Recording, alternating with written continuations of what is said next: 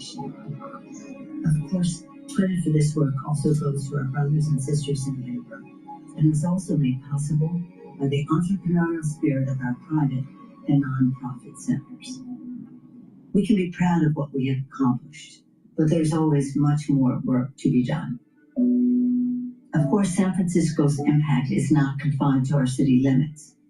The Affordable Care Act, Wall Street reform, human rights abroad, and so many other priorities all sprang from the vision, values, and voices of San Franciscans. Because of your trust, I was able to represent our city and our country around the world with patriotism and pride. I say to my colleagues in the House all the time, no matter what title they have bestowed upon me, Speaker, Leader, Whip, there has been no greater honor for me than to stand on the House floor and say, I speak for the people of San Francisco. I have truly loved serving as your voice in Congress, and I've always honored the song of St. Francis, Lord, make me an instrument of thy peace, the anthem of our city. That is why I want you, my fellow San Franciscans, to be the first to know. I will not be seeking re-election to Congress. With a grateful heart, I look forward to my final year of service as your proud representative. As we go forward, my message to the city I love is this. San Francisco, know your power. We have made history. We have made progress. We have always led the way. And now we must continue to do so by remaining full participants in our democracy and fighting for the American ideals we hold dear. In doing so, we ensure that our city shines on as a beacon of hope, justice, and peace for the country and for generations to come. After all, San Francisco is the greatest city on earth with the most extraordinary people on earth, and a place that I will always believe is heaven on earth. Thank you, San Francisco, for trusting me to be your voice in Congress. May God bless you. May God bless the United States of America. Before we had to break, I did want to share this live look with you of San Francisco as we continue to follow that breaking news. Representative Nancy Pelosi announcing that she will not seek re-election next year. We're going to step away for a brief moment, continuing our live coverage after that.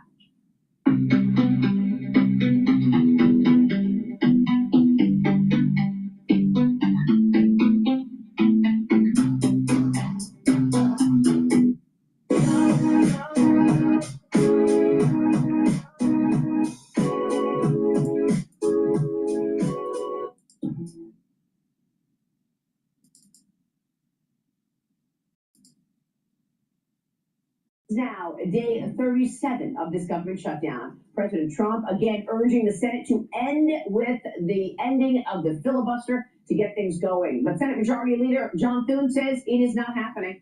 The breaking news this morning is the FAA is now being forced to reduce air traffic levels at 40 key airports beginning tomorrow morning if no deal is reached. Democrats, meanwhile, are riding high after the blue sweep in Tuesday night's elections. But the Trump administration is responding with, the fight has just begun. New York City Mayor-elect Mamdani meeting with Big Apple executives, business executives, as employers and residents are worried about his effect on the economy and obtaining federal money. The president discussing all of this with Brett Baer on Special Report last night. Watch. I thought that New Jersey would do better. I didn't think that Virginia was going to do very well. They didn't really have my support. The Cuomo situation, it's just, he had too many things against him. I'm so torn because I would like to see the new mayor do well because I love New York. For 1,000 years, communism has not worked. It just, communism or the concept of communism has not worked. I tend to doubt it's going to work this time. The point he says, turn the volume up. So hear me, President Trump, when I say this. To get to any of us, you will have to get through all of us. How do you respond to that? A very dangerous statement for him to make, actually. He has to be a little bit respectful of Washington, because if he's not, he doesn't have a chance of succeeding. And I want to make him succeed. I want to make the city succeed. Did you see reaching out to him? I would say he should reach out to us. Is there a deal that can be made to end this government shutdown in your mind? Well, I think the Democrats have become radicalized. I think, this never happened before. They always extend. An extension is very easy.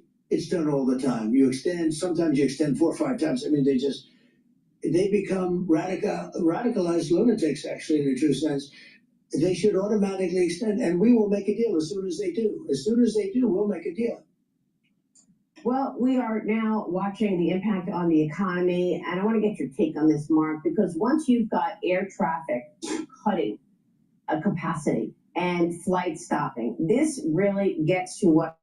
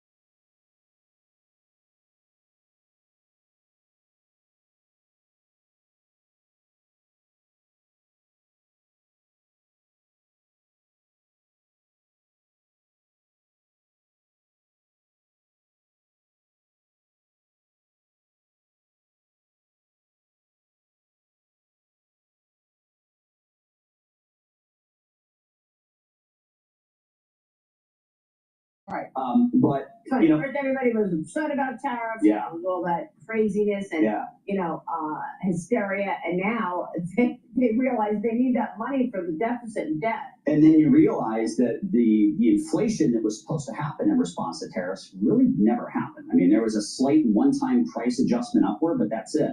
Now, what I'll tell you is that my take on this whole Supreme Court deal is that they're not trying to figure out if Trump can impose tariffs, but how he can impose tariffs. And I said this on this show months and months and months ago. I believe that President Trump and his administration came into Liberation Day with a backup plan already in place. Section 122 will immediately allow them to impose 15% tariffs on every single country for 150 days, and then Congress can vote to continue it.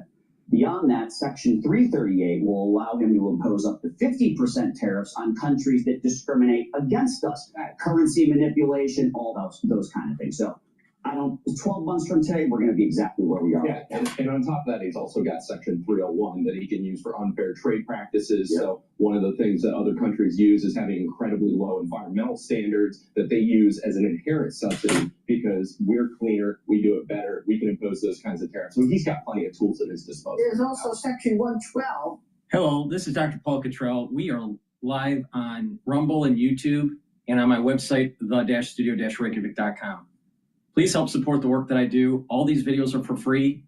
You can donate on my website, the-studio-reykjavik.com. You can donate through Stripe, PayPal, or buy me a coffee. You can also be a paid member to my Substack and Patreon channel. All the videos I do are for free. Please help support the work that I do. In addition, you can follow me on X and GETTR, and you can follow me on YouTube, Brighteon, Bitchute, and Rumble. All the links are in the description of this video and all my videos. Share the links, ask your social media to follow me. Please go to the store, the-studio-reykjavik.com, and get the great products that I have. I have ebooks, supplements, and course material on immunology and pulmonology. If you pay attention to the health protocol that I have, you'll slow down the aging process and boost up your immune system. This is something that I've been developing for decades. If you pay attention to me, I've been doing this since I was 16 years old. I've been learning on how to slow down the aging process. And over the decades, new types of supplements have come on the market and how to stack them, the understanding of aging and sports medicine, and bringing that together to build a protocol that will help the average person slow down the aging process within a reasonable budget. So please go to my store, the-studio-reykjavik.com. One great supplement to boost up that immune system is to take Max 35 or Cleanse. Max 35 is 35 parts per million, and Cleanse is 30 parts per million. Take a teaspoon a day, every day, swish in your mouth, gargle, 20 seconds, 30 seconds, and swallow it. What it'll do is boost up your immune system. How? It'll improve your oral cavity health and your oropharynx, maintain your mucosal barrier, and help the health of your epithelial cells. Super important. And especially take this during the fall and the winter season. If you or someone around you is not feeling well, take a tablespoon or two a day. Once everything's all clear, then go back to your maintenance dose of a teaspoon a day. I've been doing this for 5.5 years. Please go to my store, the-studio-reykjavik.com. All right. Let's listen in on Sky News in Mamdani.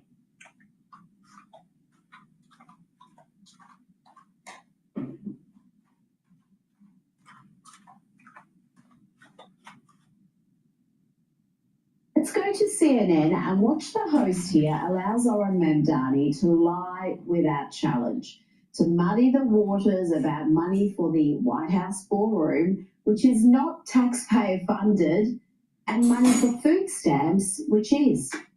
Clearly see that Donald Trump is threatened by our campaign. He's threatened by it because, like his, we diagnosed the crisis in working class New Yorkers' lives, the cost of living. But unlike him, we're actually going to deliver on that. And that is a contrast that he can't bear to see. Because while he is spending $300 million remodeling a White House ballroom, the same amount of money that could provide SNAP benefits for 100,000 New Yorkers, he's trying to make it harder for Americans across the country to actually afford groceries. And this money that we're talking about, it's money that New York City is owed. It's not Donald Trump's to decide which city or state will get what money. This is the money that New Yorkers are owed, and this is the money that we're going to fight for. Zoran thinks Donald Trump is scared of him. Just look how terrified the president is. This is him at the American Business Forum in Miami earlier today.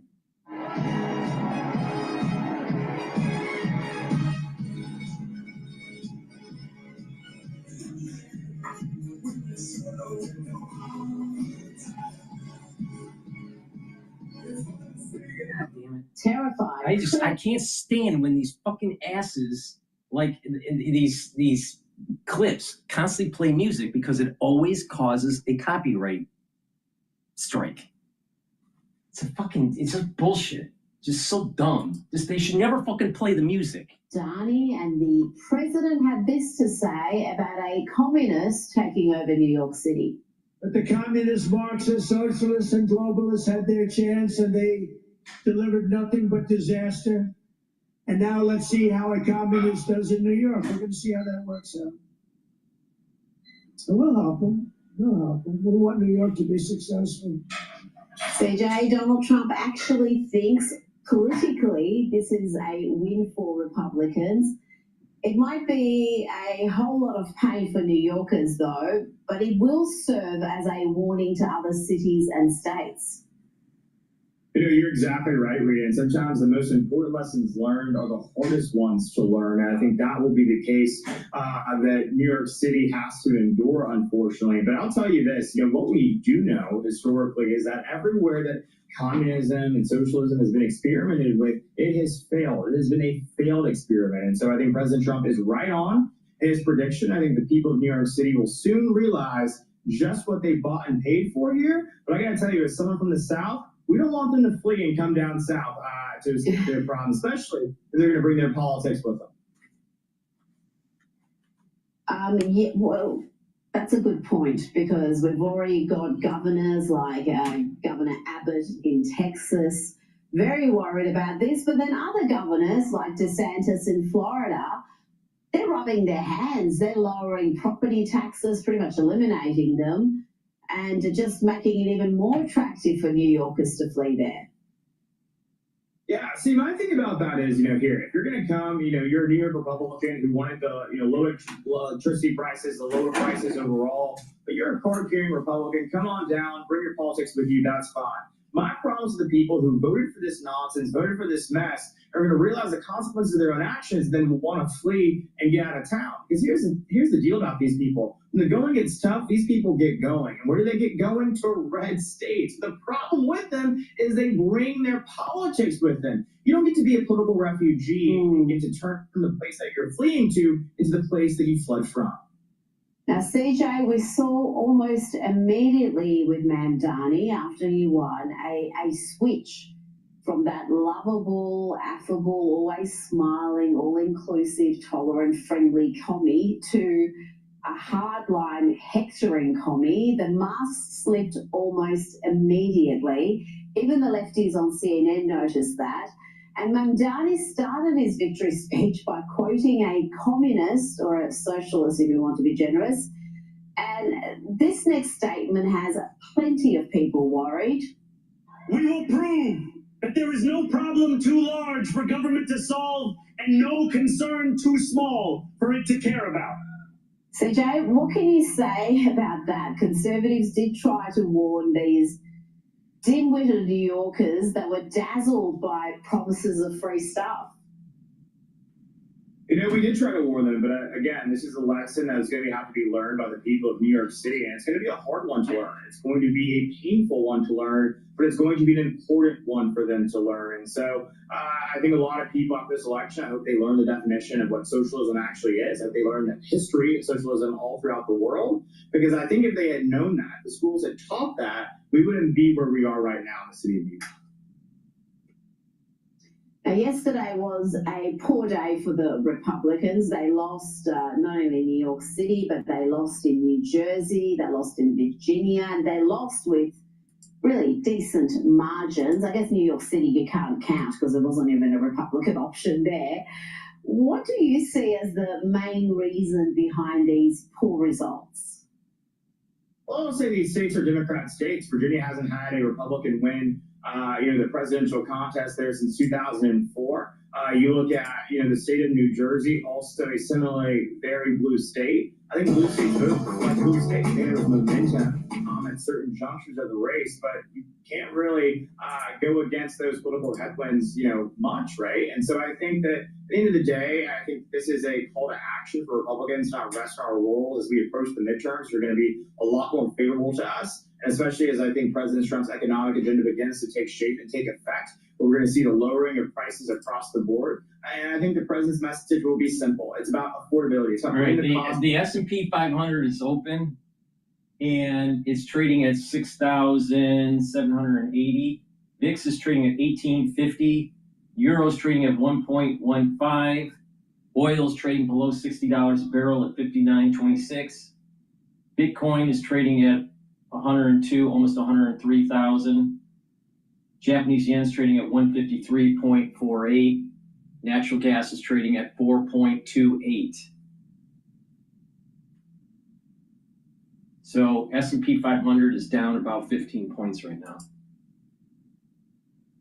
living in America down so that everyone can afford the American dream. That's how we're going to ensure that we not only grow our majority in the Senate, but also do so in the House. And so I think that it's a wake-up call for Republicans, but I don't think we should read too much into it. Again, these are Democrat states that voted for Democrats. I'm not surprised at all. Well, that is a good point. They are Democrat states, and young women are responsible for much of what we saw in Virginia, New Jersey, New York City. They overwhelmingly backed the leftist options, and women in general, CJ, backed people like Abigail Spanberger for governor of Virginia, while most men voted for the Republican woman, Winsome Earl Sears. And we saw in New York City, women and foreign-born voters really get behind Zoran Mamdani. No, you're exactly right there, Rita. What I would say to that is that I've oftentimes said that white liberal women will be the death of our republic if we don't get serious about, somehow changing their minds about a lot of these issues. And, what I'll tell you is that after the passing of Charlie Kirk, I saw someone point out the fact that we hope that Erica Kirk will be able to do for young women what Charlie Kirk was able to do with young men. And I think that, if she's able to do that, I think that's how we right this ship. That's how we turn the tide to ensure that we can save this country, because it truly is unsettling what we're seeing among that demographic. And it's not too late now, but it may be in a few more election cycles. So you've got to do the work to reach them where they are. I've got to say, I'm really concerned about how this goes as far as societal changes, because you've got young men increasingly leaning right. You've got young women leaning heavily left, so often radical left. How is that going to work? How are these people going to find lifelong partners and spouses when their values are so fundamentally different? Politics isn't everything, but we're talking about consequential issues here. Now, just quickly on Virginia, they did elect Democrat Abigail Spanberger, and she beat a Republican woman, Winsome Earl Sears. And what was really interesting here was Barack Obama campaigning for Abigail against a black woman after he told black men they were sexist for not backing Kamala. And incredibly, the NCAAP campaigned for that Democrat too. That's the National Association for the Advancement of Coloured People, campaigning against a coloured woman. Well, see, Rita, the thing about these people that it's important to understand is that they don't actually just like black people. They only like black people that they can control, right? And so Winsome Earl Sears was not someone that they could control, so they didn't like her. O'Connor on the Supreme Court, female, conservative, but the liberals never talk about her. They only talk about someone else, someone that is a female that is a leftist. No, not a conservative. You can never have someone that's breaking the ceiling that's a conservative. No. RGB. It has to be RGB, a super liberal. You can control Kamala Harris, you can control Michelle Obama, you can control many of those other folks that toe their party line. But Winsome Sears was a independent thinker. She was a free thinker, and that scared them more than anything at all. And so they were willing to go against their own public statements from 2024, willing to go against their own public statements even today, to support Abigail Spanberger, who is really not have a record that is worthy of any type of commendation at all. So again, these people are hypocrites. They expose themselves every single day. And I say this oftentimes, I think, when I'm with you, is that when someone shows who they are, believe them the first time, and the Democrats have shown us time and again who they are, it's the most blatant and unapologetic hypocrites on the face of the earth. Now, Donald Trump has reaffirmed his commitment to help persecuted Christians in Nigeria. He had this to say earlier today. Christianity is facing an existential threat in Nigeria. Thousands and thousands of Christians are being killed. Radical Islamists are responsible for this mass slaughter. I am hereby making Nigeria a country of particular concern. That's a legal definition. When the Christians or any such group is slaughtered, like it's happening in Nigeria, 3,100 versus 4,476 worldwide. What horrible numbers. Something has to be done. I am asking Congressman Riley Moore, together with Chairman Tom Cole and the House Appropriations Committee, to immediately look into this matter and to report back to me. And I mean, like, immediately. The United States cannot stand by while such atrocities are happening in Nigeria and numerous other countries. It's not only Nigeria, it's all over. We stand ready, willing, and able to save our great Christian population around the world. This is not going to happen. The killing of Christians is not going to happen. The US will not stand by while such atrocities are happening in Nigeria. You mentioned other parts of Africa. What did you think of that statement from the president, CJ? I think it's incredible to see, him highlight an issue that for a long time has been ignored by the mainstream media on both the left and the right, to be quite frank with you, right? And so I think that to see him standing up for Christians all around the world, we are a nation that is one nation under God. I think this is a testament to that. There is no reason that you should be, a subject of genocide simply because of your Christian faith in any corner of the world. And I think many people in this country stand with our president in his pursuit of ensuring that people are able to freely express their faith, whatever that may be. Now, CJ, The Guardian appears to be upset that Donald Trump has threatened. Please go to my store, the-studio-reykjavik.com, and get the structural nanosilver soaps. Very high quality, doesn't have all the fancy chemicals that Procter & Gamble are producing in their soaps. These are soaps that I use year-round. Get them as a gift, but especially use them during the fall and the winter season. You'll need them. It's made from structural nanosilver.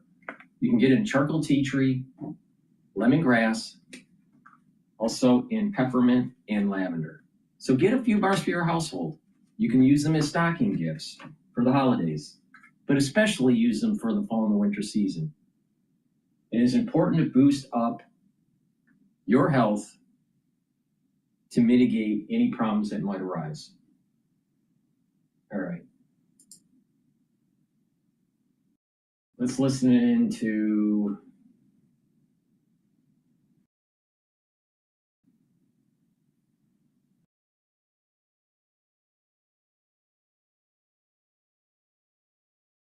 I want to listen to CNBC interviewing the Chicago Fed president.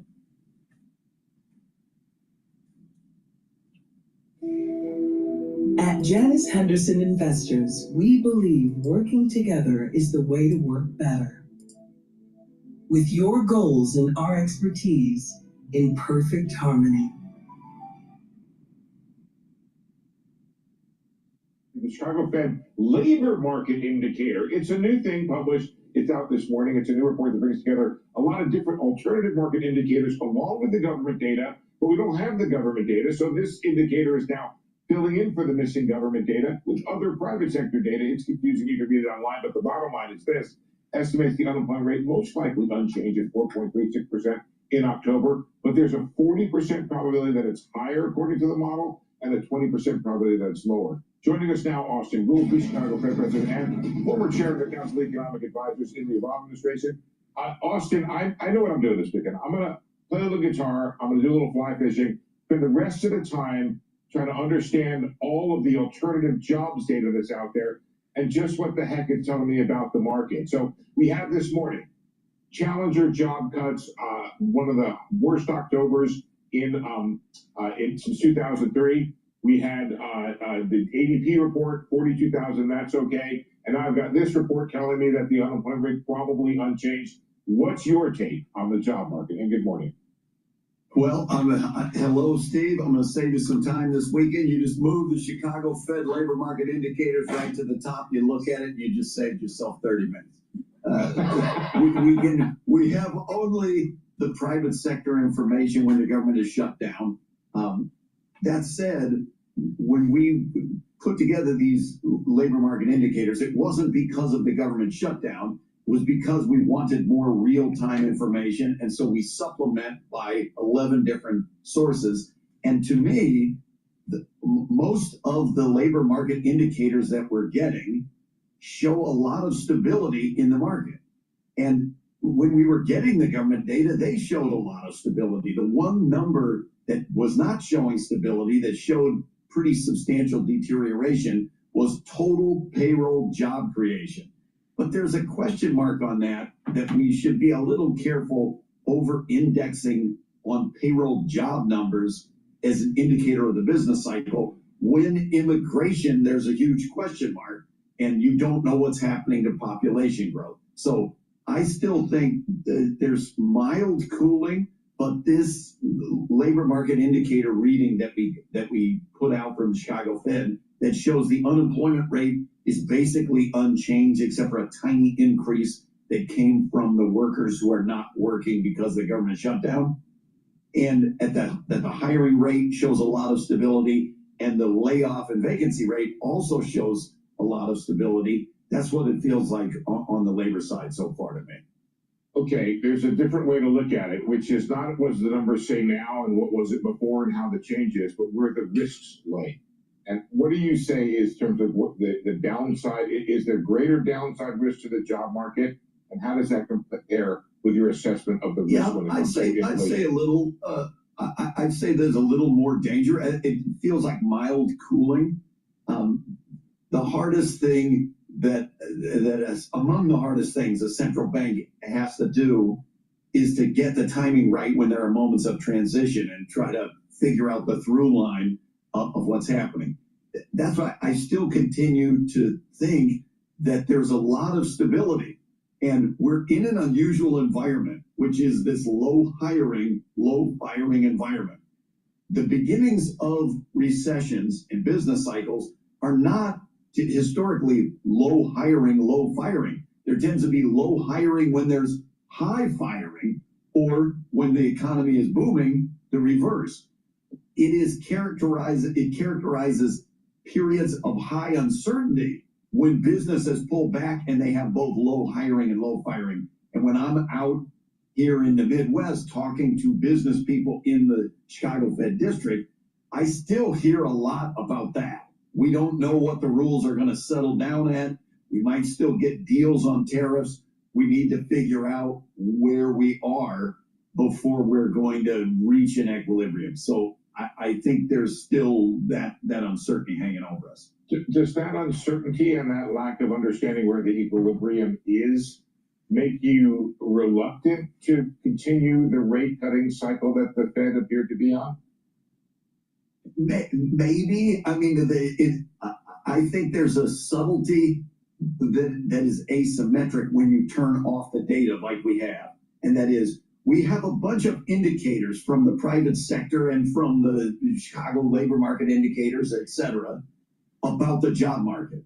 And we have very little private sector information about inflation. So when the government is shut down, we're not getting the official statistics.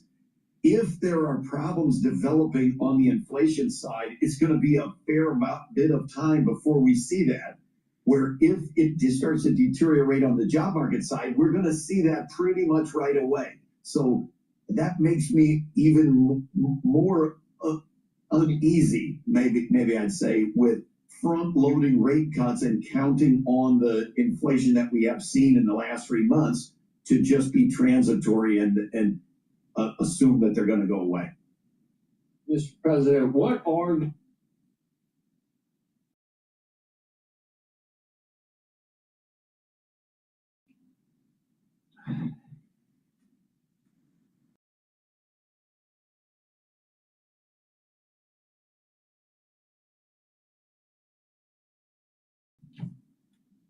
Mr. President, what are the indications or the worrying parts of our current situation that would cause us to think that the labor market is softening? And by that I mean, I know we've had tariffs. I'm not sure that's really enough to do it.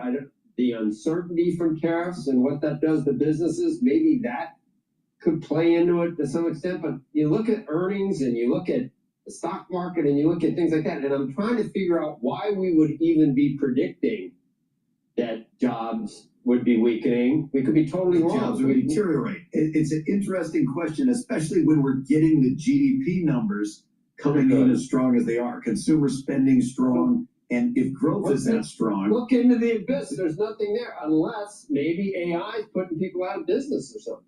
yeah, but look, you could have in the short run, if technology and productivity growth accelerated even more, and it's been pretty high in the last 2 years.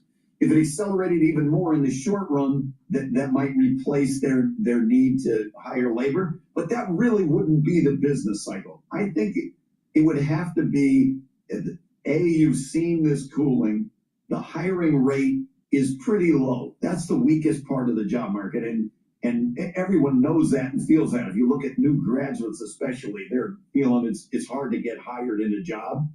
And so the deterioration of the job market, if it weren't sudden, if it were tied to consumer confidence, where you've seen consumer confidence hasn't been that high, maybe it would be rooted in that. But I think there's been a lot of stability in the job market, and the unemployment rate is objectively low and the layoff rate is objectively very low. Both of those, that'd be very unusual for the beginning of a recession. Hey, Austin, I have tried to make it a practice over the time not to ask Fed officials what they're looking at, because the answer is always everything, except for now we're in a shutdown.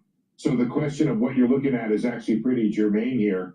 When it comes to the inflation side, I've been looking at this series price stats. Could you fill us in on what you're doing to kind of get a feel for what's happening? We've a guy, Troy Ludka from SMBC, has been looking at an aggregation of the price data from the Federal Reserve Bank, different manufacturing reports. What are you doing to try to get a feel for inflation out there? I'm talking to a lot of business people to ask them where do they see it going on both the cost side and the sales price side for their products. Now, I want to caution everybody, it's a lot easier. We don't get very much inflation information there's some acceleration in the sell-off in the S&P 500. It's trading at 6,756 right now. There's a support level at 6,750. If that breaks, we got a problem. Official statistics are shut down, and what information we get skews heavily to goods. That physical goods and physical manufacturing it's easier to measure. And the most troubling thing that came out of the inflation reports that we got right before it went dark was that services inflation, the 3-month core services inflation, was pushing 4% at an annualized rate. That's almost certainly not coming from tariffs. We got to hope and historically that's pretty persistent form of inflation. So we got to hope that was a blip. And for it to go dark right at that moment is uncomfortable. Also, there appears to be, go ahead. I was going to say, I all we can do is rely. Before I was ever at the Fed, I was involved with the Adobe Digital Price Index project. I'm friends with the folks that started the Billion Price Project. What we observe from online and from observation is very limited. It's not near as good as the official statistics. Okay, so there appear to be two different. Commercials.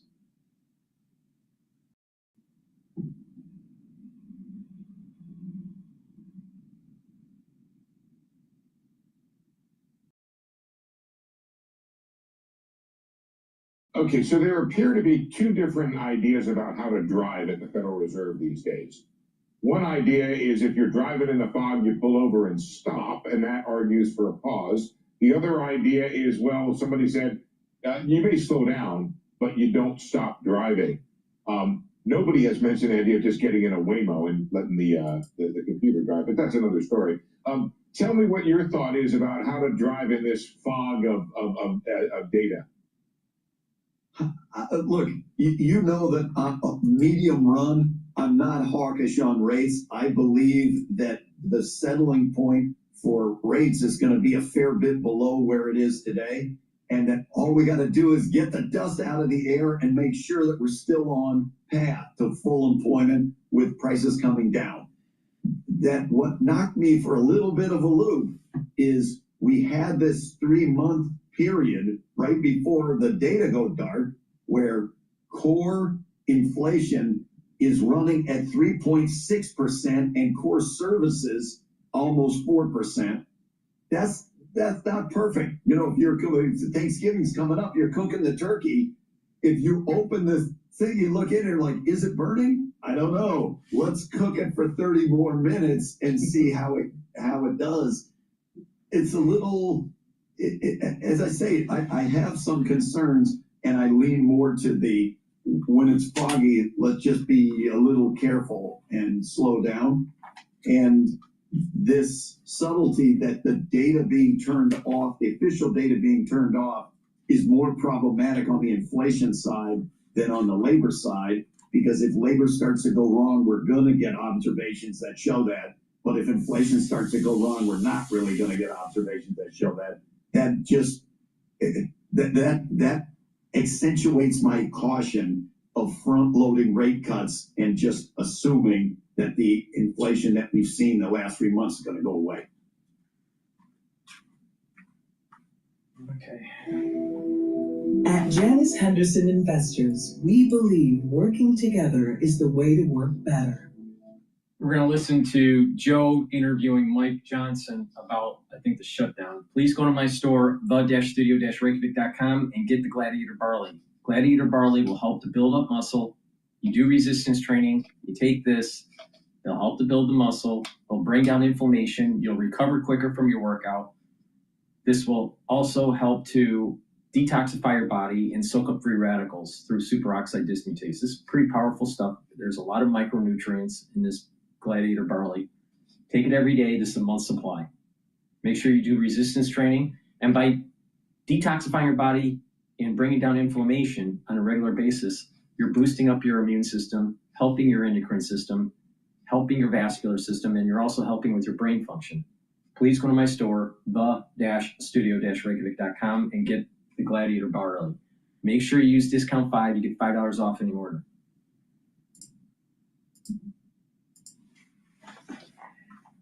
Up of the government shutdown, join us now, House Speaker Mike Johnson. Mr. Speaker, it's good to have you on this morning. Good morning. Not a great day in America because of the shutdown, but I'm always happy to be with you. Yeah, and happy to be with you. So we had Senator Britt on a little bit earlier talking about some of the efforts from that chamber. I know you're willing to talk and you know, try to get this thing ended, but it's really up to the Senate. What do you think of these ideas of a couple of the appropriations bills that have already passed? You could put it on the clean CR. That was her idea, but I don't think there was an Obamacare subsidy extension being talked about. Would that induce any Democrats to cross over that finally and vote for the CR, those other appropriations? Well, my dear friend Senator Britt and others doing a great job over there. The Republicans are working hard with a handful of moderate centrist Democrats who are left, who understand the pain that's being inflicted on the American people, and they want a way out of this. The Democrats have painted themselves into a corner, Joe, as we've discussed before, because this really was, as some people say, the Seinfeld shutdown. It's a shutdown about nothing. There was no fight. There was no skirmish between the parties. When we passed back on September 19th, the Clean Continuing Resolution, it was nonpartisan. You know, it was 24 pages in length, bare bones, just to keep the lights on. And this is an important point. The whole reason for that is because the Republicans and the Democrats, who were appropriators, got together and said, we're running out of time to do the normal process, the regular order of funding the government. We need about 7 more weeks. So let's just extend it to November 21, and we'll all get our work done. That was the agreement they made, bipartisan and bicameral. But then Chuck Schumer decided to throw a big wrench in the middle of the machine because he wanted to show a fight against President Trump because he needs political cover against the rising radicals in his party. I mean, that's pure and simple what this is about. So it never really was about any particular issue. It was about the Democrats trying to show a fight. And now they've gotten themselves into the longest shutdown in U.S. history, and it's serious business for serious people. You think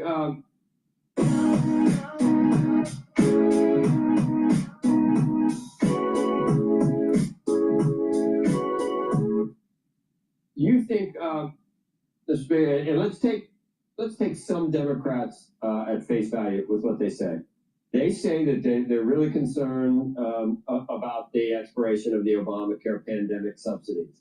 And that if they knew for sure that Republicans would negotiate in good faith after they reopen the government, that if they had assurances even from President Trump, they would do it. That's only about $40 billion. Why do we keep hearing 1.5 trillion? And why would you use the leverage which Democrats have because you need a supermajority? Why would you use it to put all that other stuff in there if all you really wanted was a way to get a year's worth of these subsidies? That's only $40 billion. Would you have agreed? Would Republicans have agreed to that, or not? Not even that would have been okay with Republicans. What you're highlighting there is the entire point of this. When we say it's a shutdown about nothing, if you polled 100 Democrats between the House and Senate, you get 100 different answers about what this is about. That's the thing. It never was about one particular policy or argument or discussion. We all knew that the COVID era Obamacare subsidy was going to lapse at the end of December. That is the expiration date that the Democrats themselves put on it when they created that big subsidy, okay? We knew that we were going to have to debate and arm wrestle about that through October, November, December. That was always on the calendar. Everybody in the building knew that in both parties. They tried to glob onto that and make that the issue of the day because they think that sells with voters, okay? Yes, the appropriations process is going forward. Yes, we're going to have to talk about healthcare and sort all that out. But when we say the 1.5 trillion, that is the actual counter offer that they put on paper and filed in the Senate. It is still sitting over there as their counter proposal. 1.5 trillion in new spending on a 7-week stopgap funding measure. And it is just madness. And included in that, yes, go read the bill. They want almost $200 billion to be returned to healthcare benefits for illegal aliens. They want to send all these billions of dollars back over to foreign countries for social spending in other countries. They wanted to restore $500 million to the Corporation for Public Broadcasting. All these things, and in that proposal, amazingly, shockingly to us, they put it on paper. They want to repeal the $50 billion rural hospital fund that Republicans worked so hard to get signed into law July 4th. So it's just a mishmash of priorities and things that different Democrats are claiming. That illustrates the very point. This was never about one particular issue. They just wanted to show a fight. They wanted to look tough to the Marxist rise in their party. And remember this, Chuck Schumer and Hakeem Jeffries are both New Yorkers, right? We all just saw what happened in New York City. Mamdani is all the rage now, and the young communists are uprising, and that scares the old guard Democrats in Congress. And so they were afraid they'd get a challenge from a Mamdani disciple in their next election cycle. Mr. Speaker, that is what all this is about. You explained it on this show. I've seen you everywhere, and Senator Thune and everybody else. To this day, though, with a lot of the stuff that I get pushed back on Johnson, they're trying to cut Medicaid. Most people in the country do not know it's about a clean resolution.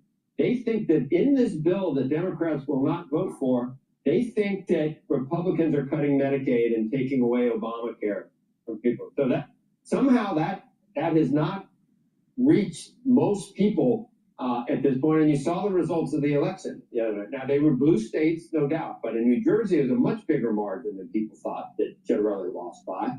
Virginia, even the Attorney General, even that guy was able to get it. So something about the shutdown, it's not getting out from Republicans, because the narrative from the left is that your meanies, they're going to take healthcare away. Well, this is just that's going to happen later, not necessarily as part of this, but they're trying to use it. This is a clean CO. No, it's a clean CO. Look, there's a lot of false narratives. It is a clean CR. It is exactly what they had already voted for. And literally, Chuck Schumer led the 10 Democrats in the Senate to vote for this same product back in March. But that's when he took all the abuse from the radical left. And he made a decision back then. I don't care what. I'm never going to do the right thing again. I'm not going to keep the government open. I'll go down on that hill because he knows his career's over if he doesn't. I mean, really, that's what this is about. The clean CR, guys, is Biden-era policies and spending. It's not Republican priorities. We don't even like this stuff. But we were trying to operate in good faith to keep the lights on. There's so many false narratives about this. Yes, I'm not surprised that people are misled because the entire mainstream media is out every day parroting the talking points of Chuck Schumer. I have to go do a press conference every morning just to try to put the truth out there, the simple truth that is not changing. It sounds Not from repetitive 6 to to us. 9, not from 6 to 9 here, Richard. Not from 6 to 9 here, Mr. Speaker. We're not carrying. I know. Mr. Speaker, I wanted to ask you. That's why I appreciate your show. Come on. I wanted to ask you something different, which is just a comment on what we heard yesterday at the Supreme Court, because a number of the justices, including conservative ones, Justice Gorsuch and others, raising questions to the Trump administration about the tariffs, and specifically asked at one point whether there were any guardrails that would prevent Congress from, quote, just abdicating all responsibility to regulate foreign commerce, for that matter, declare war to the president, effectively asking whether the president has too much power and whether Congress is effectively abdicating its power in this context. Yes, look, I followed as much as I could in a busy day yesterday. That was what I used to do. I was a constitutional law litigator. I had lots of those oral arguments. I would not read too much into the justices' questions. I mean, that's kind of part of the process. It's to be expected. Vigorous judicial review is what you expect at the Supreme Court. And so they ask probing questions, and it's almost never indicative of how they'll come out in the end. I'm cheering for the president that the executive will win on this. Now, I say that as a jealous guardian of the legislative branch of government, Article 1. There's a reason we're listed first in the Constitution. This is supposed to be the place of greatest importance. We're the ones that are supposed to make the law and the policy. But we do give the executive traditionally a lot of leeway, a lot of discretion over international trade. And we had a serious problem in this country for decades. As you all know, and you've discussed many times, we had a big trade disparity. The president stepped in. I think he's used that authority appropriately. He's obviously created a lot of leverage for our trade strategy internationally, and it's yielded great results. And so I'm watching that carefully because I'm the guardian of the Article 1 branch of government. But I think he's well within the lines, and I hope that a majority of the justices agree, because if they reverse all this, it would really be chaos in the markets and in the economy. It'd be a real problem for the country. And that's a point that Justice Amy Coney Barrett actually asked about yesterday during the case, about what kind of, quote, mess this could create. But let me ask you a question that she also asked of the Trump administration. She said, this is about effectively the law they're using to do this currently that was in place in 1977 by Congress. You're asking us to read, quote, regulate importation, which is the phrase in that law, as a blank check. If that's what Congress meant, why didn't it say so? What do you think? Well, I think Amy's a brilliant jurist, and I've known her since high school back in Louisiana. I'm not surprised she asked good questions. I think the response there was appropriate. I didn't hear all the oral argument, but I know what the analysis and the rationale of the White House is, and they believe they're using the appropriate authority under law. I do as well. And I would tell you, I mean, Andrew, if I thought that the executive was overstepping its bounds, I would have spoken up. Now, I do it in my way. I would do it behind the scenes with the president. We worked that out privately, not in a public dispute. But I really do think they're within the bounds, and I'd love to talk to my old friend Amy about that and try to sell her on my view. I wish I could have argued that case. I would have enjoyed that one.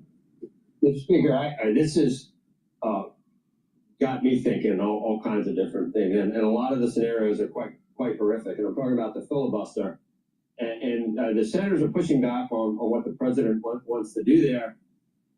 But then I think about it, and he is right about one thing. If the Democrats have a majority without Joe Manchin and Kyrsten Sinema, they will get rid of the filibuster, and that would open up the floodgates for God knows what. Gun control with 51 votes for gun control, for climate change, for whatever. So it seems like there's nothing to do with tariffs right now, but it seems like an absolutely horrific outcome if it were to happen. Is it going to survive? It seems like its days are numbered. It's been around since 1917. Do you think it should survive? Or because the president's pushing for Republicans to end it? When the sawdust settles and the engine finally roars, the thing you care about most is to end it.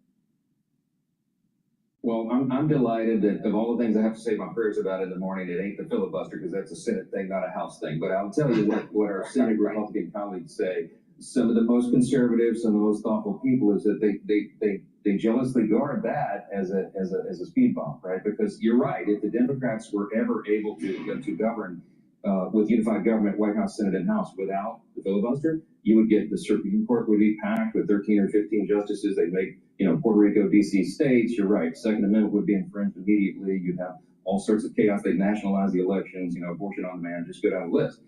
So the filibuster has been a very important safeguard, a bulwark against the Democrats' worst impulses. The big question is, and you're right, the president's convinced the Democrats would do it next time if they ever had the opportunity. I'm a little more skeptical about that. I mean, this is my view. It doesn't matter. I don't get a vote on this. But when Manchin and Sinema held them back last time, I believe, I'm told, and I believe it's true, that there was a group of moderate Democrats who voted yes and parade no. In other words, they let Sinema and Manchin take the arrows and be the sacrificial lambs because they wanted to look tough to the base. But they certainly prayed that it would not be the case because they're afraid what we would do without any speed bumps, So, I mean, it's been an important part of the institution. That's what the Senate, the Republicans and the Democrat senators have argued in the past. And the founders, when they set up the Constitution, remember, they wanted the Senate to be the cooling saucer. That's how it was described, right? The House would be hot and emotional and everything would fly over there, and then it would rest and they would have deliberate debate, very thoughtful conversation, more time would go by, and that would prevent our worst impulses. I'll just say this last thought. If the filibuster's gone, and maybe its time has come, I mean, they have to decide that, but if it's gone, you're going to have massive whiplash after every election, every presidential election. Anytime a new team comes in, I mean, it would be a lot of instability, and I don't think that's great for the markets or the economy or anything else. Mr. Speaker, before we let you go, there's a story we've been talking about all morning. Wanted to get your thoughts on it. NVIDIA's CEO Jensen Huang was quoted in the Financial Times this morning saying that China will win the AI race. He was effectively making the argument that some of NVIDIA's most advanced chips effectively should be sold in China. Otherwise, they're going to run away with it, given some of the things they're already doing. He's since softened some of those comments online. But how do you think about whether NVIDIA and some of the American companies making the most advanced chips should be exporting those chips to China?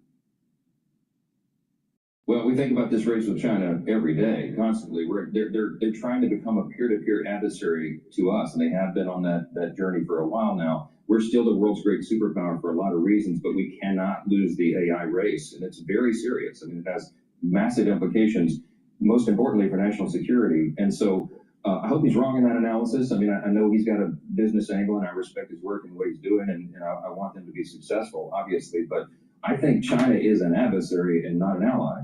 And I think they're playing a long game, and we have to take that very seriously. We have to keep our edge into AI. The last time I checked with my tech gurus and the Silicon Valley leaders out there, they think we're still months ahead, maybe many months ahead of China on the advancement, but that can change, right? So we've got to do what is necessary to keep our edge because a lot is riding on that. Victor Johnson, wow, exactly 8:25. I'm really, we got to hit the government shutdown markets. So Looking for clues about the health of the job market. Steve Wiesman joins us with the latest numbers. Before we go to the data on the job market, please go to my store, the-studio-reykjavik.com, and get the heirloom barley. This will bring down inflammation, detoxify, and also soak up free radicals. By bringing down inflammation and detoxifying and soaking up free radicals, that's going to help your immune system and your endocrine system, your brain function, your vascular system. Also joint health. A major vector of slowing down the aging process is soaking up free radicals and bringing down inflammation. So please go to my store, the-studio-reykjavik.com. If you want to get healthy, take the heirloom barley. This is a month's supply. Make sure you use discount 5 and you get $5 off any order. All caps, discount 5 and $5 off. Cots, what's going on? Yeah, well, this is like a clue from like a cough or a sneeze or whatever, but announced corporate job cuts, Andrew, in the U.S. surging past 1 million so far this year, with 153,000 new layoffs announced just in October, according to Challenger. That is the worst October since 2003. Here are the numbers. October up 153. That compares with September. That's 100,000 more than September and 100,000 more than this time last year in October 2024. Andy Challenger commenting, some industries are correcting after the hiring boom of the pandemic, but this comes as AI adoption, softening consumer and corporate spending, and rising costs drive belt tightening and hiring freezes. Announced layoffs don't always lead to actual cuts and could take place from attrition. but the report puts in perspective what we've been reporting here day after day, week after week. Series of marquee announcements unveiled in recent weeks across U.S. industries, including UPS, Amazon, Target, among others, Paramount, Rivian, all these companies there. Government has been responsible year to date for 308,000. But look at that, tech 141. That could be where you see a lot of the AI, maybe some in warehousing, but a big chunk of that's going to be UPS, as well as potentially some hit from reduced flows of trade. Retail is up there, as is services at 64,000. You take out the Doge cuts, the numbers are a bit better at 800,000, but still well above last year.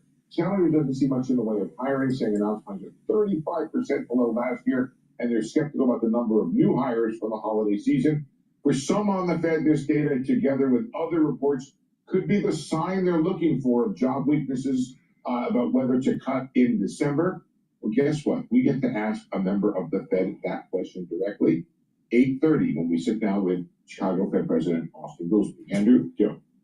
It's going to be fascinating to hear what he's got to say about all this. Yeah, we got a lot of mixed data. We had the the ADP was up a little bit, 42. The ISM headline was better, and you saw this, the bond market sold off a little bit that way, 415 on the 10-year. I don't know if that's true this morning. I don't really know. Okay, so before we get to, because we'll talk to Austin later, you have a dual mandate. What do you pay attention to in this world, because it's such a blunt instrument? The answer is yes. I think I'm willing to believe that we've hit bottom and we're on our way back up. For what, jobs? Yeah. So that means you don't cut. I think AI allows you to cut because of productivity. I think But what about the demand for capital from all of the? We could have the best. We could have the best of both worlds. Don't talk about raising. No, should that raise the no, I mean, capital? Keep cutting. No, I know. Keep cutting. We got to run, but we're gonna come back. We got Austin Goolsbee. All right, we're going to go to the Supreme Court discussion on Fox Business. But before we do that, please go to my store, the-studio-reykjavik.com, and get the olive leaf extract. This is dual purpose. This is going to help your immune system and your cardiovascular system. Brings down inflammation and helps you control your lipid profile. Please go to my store. Take this every day. It's really important to take care of your cardiovascular health and to boost up that immune system, especially during the fall and the winter season. Please go to my store, use discount 5, and get the olive leaf extract.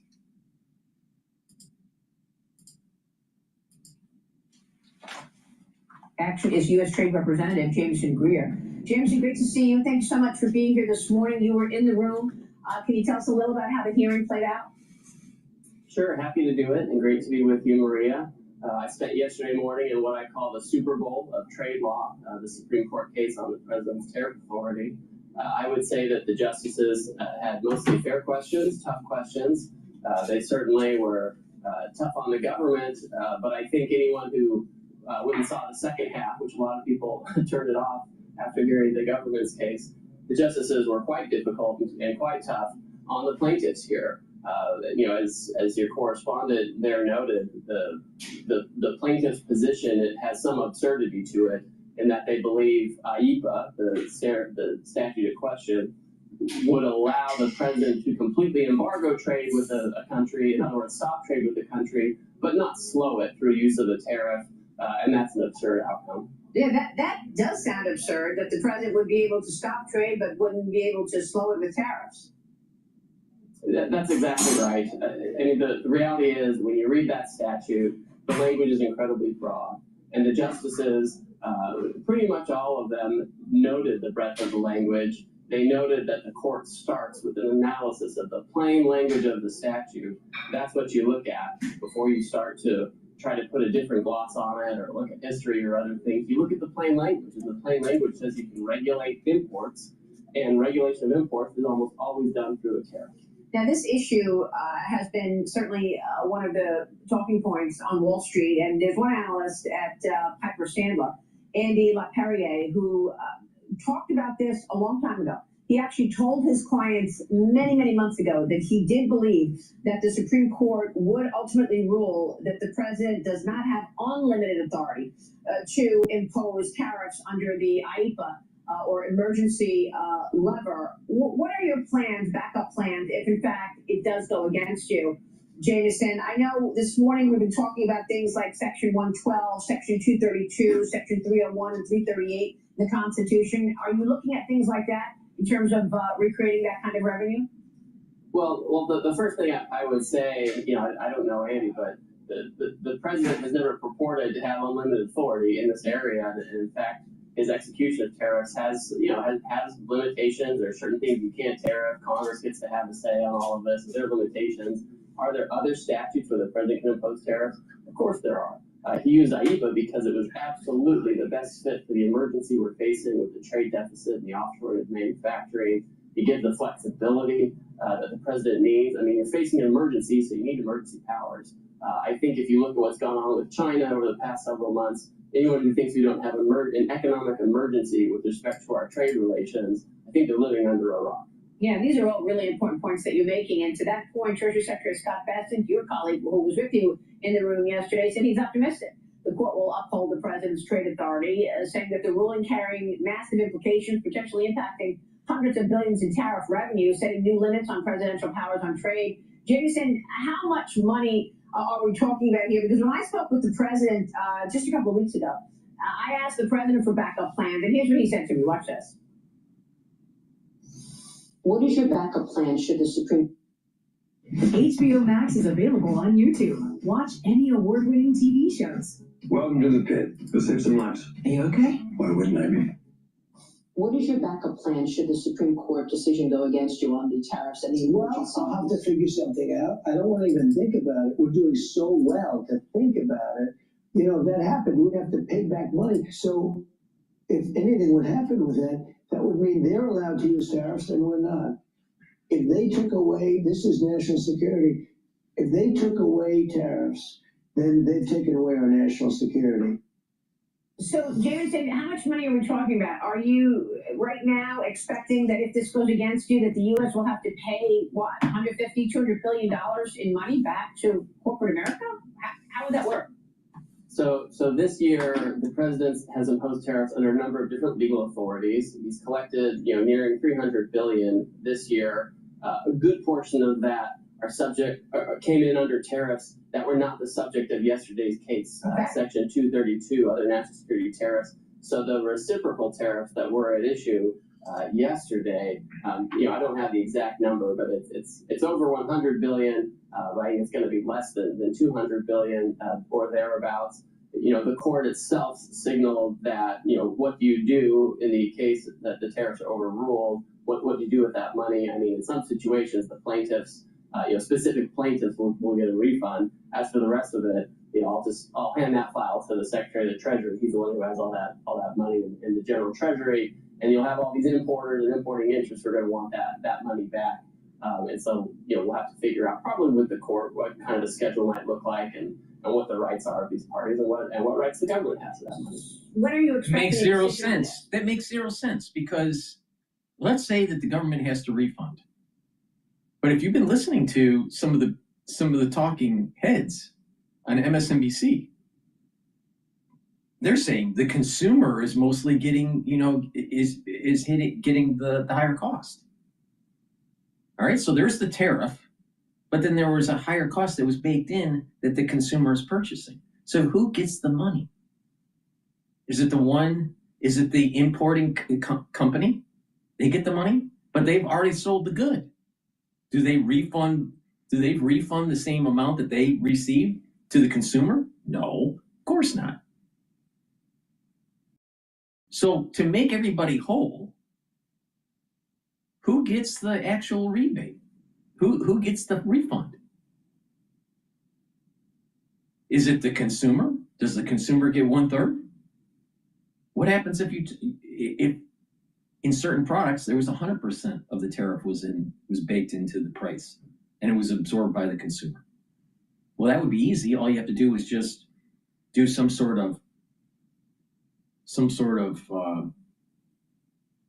give back to the consumer, maybe through taxes, maybe through some sort of tax allowance.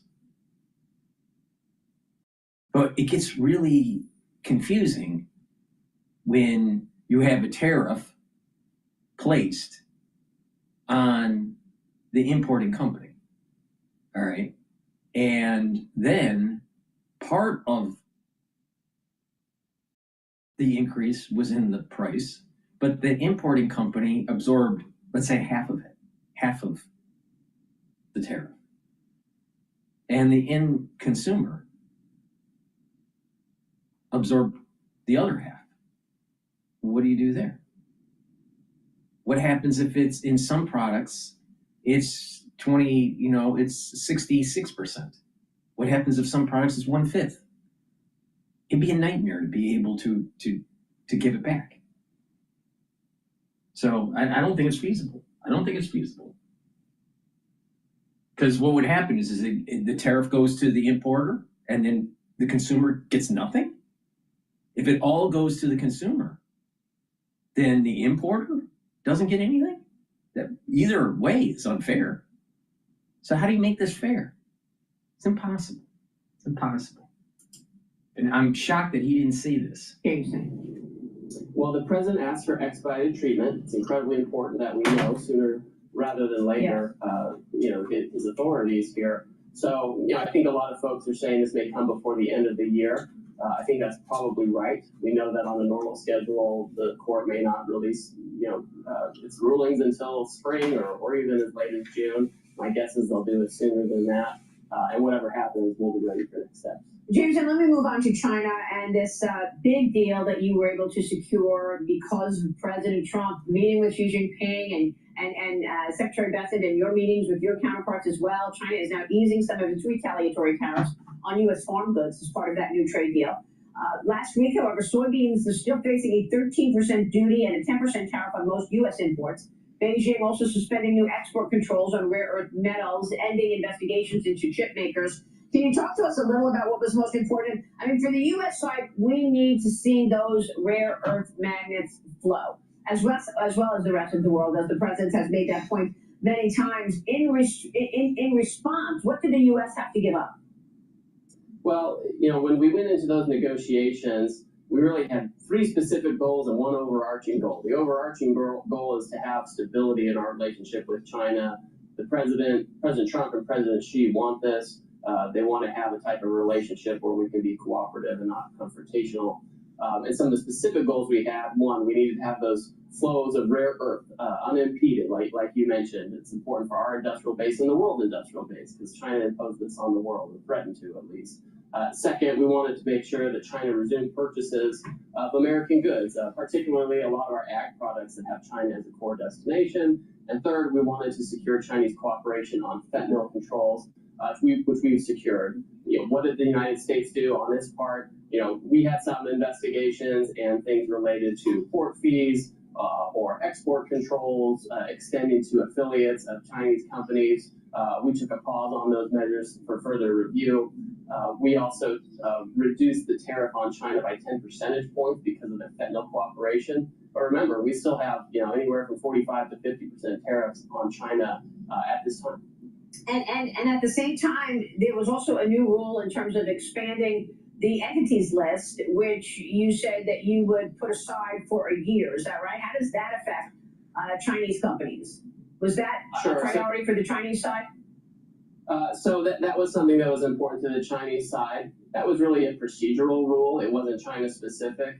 For 40 years, the United States in implementing export controls, right, controlling technology that can go to certain companies or countries overseas, you do it based on the specific name of a company. The United States said, well, we want to make sure that we're covering the field here. So if there's a subsidiary that's 50% or more owned by one of these listed entities, they should be covered too. We implemented that rule. It ended up covering a huge swath of companies, not just in China, but in other countries as well. And so we paused that rule. And so we'll just continue with our 40-year practice with export controls as opposed to this procedural move. Well, look, you've also been pushing, and the president has been aggressive in pushing corporate America to get the supply chains to America, and make sure that America is less reliant on the supply chains out of communist China. How long are you expecting that to take? Because at some point, is the U.S. going to be able to refine those rare earth minerals on its own? Yes, the answer is yes. With the United States, as well as its allies and partners around the world, we are already proceeding to reshore or nearshore rare earth production. Remember, you have the mining, you have the processing and refining, and then you have the manufacturing of the magnets. And these are the steps that we're focused on. You have a lot of these types of mines and facilities in the U.S., but they've been mothballed for 10, 15, 20 years. We're trying to get those back online. And then you have new deposits all over the place, certainly in America, but also in places like Australia. And the president's been going around concluding a memorandum of understanding with a variety of countries with respect to critical minerals and rare earths about working together to explore these deposits, get processing up and running, and make sure that the economics make sense so these companies can get a return on their investment and be economically feasible to produce rare earths right here in America. And so many companies are relying on that. We spoke with the CEO of Therabody earlier, and he said, look, we need these rare earths. I mean, this is a company that's making wellness products, and you don't initially think about that, but it's not just corporate America, it's also government, whereas we need those rare earths for the military, right? Yes, and that's what's so frustrating about the Chinese export controls or proposals. When the United States or other countries impose export controls, it's almost always on the highest tech products that we have. I mean, we make all kinds of semiconductors, 95% of them you can ship to China, no problem. They're just a very small set that you don't ship. On the other hand, what China's doing with rare earths, they're purporting to control a very basic technology that the United States pioneered 60 years ago, something that Japan makes. I mean, these are basic inputs into the industrial processes. They're important, but they're not the highest tech thing in the world. The Chinese managed to take control of them largely because of our policy decisions and offshoring all of that production to China. So they're not controlling their highest tech stuff. They're controlling basic inputs for industry worldwide. And that's why it's so concerning that they're trying to do that. And of course, it was concerning when they came out with the threat that they were going to limit the export of the rare earth minerals, not just to the United States, but the point that you've made and the president has made so many times, it's the world. Everyone needs those. Should the entity list Chinese companies have access to our capital markets? I mean, the president has a lot of levers to pull. He always says, well, I want China to do well as I want the United States to do well. I'm not going to put them in a corner right now. But, I mean, aren't there other more serious and aggressive levers that the U.S. can pull, like yanking those companies off of our exchanges? Wouldn't that put a real scare into the Chinese Communist Party to stop making such threats? I mean, yes, there are a vast amount of levers that one could exercise, that the president could exercise with respect to the Chinese.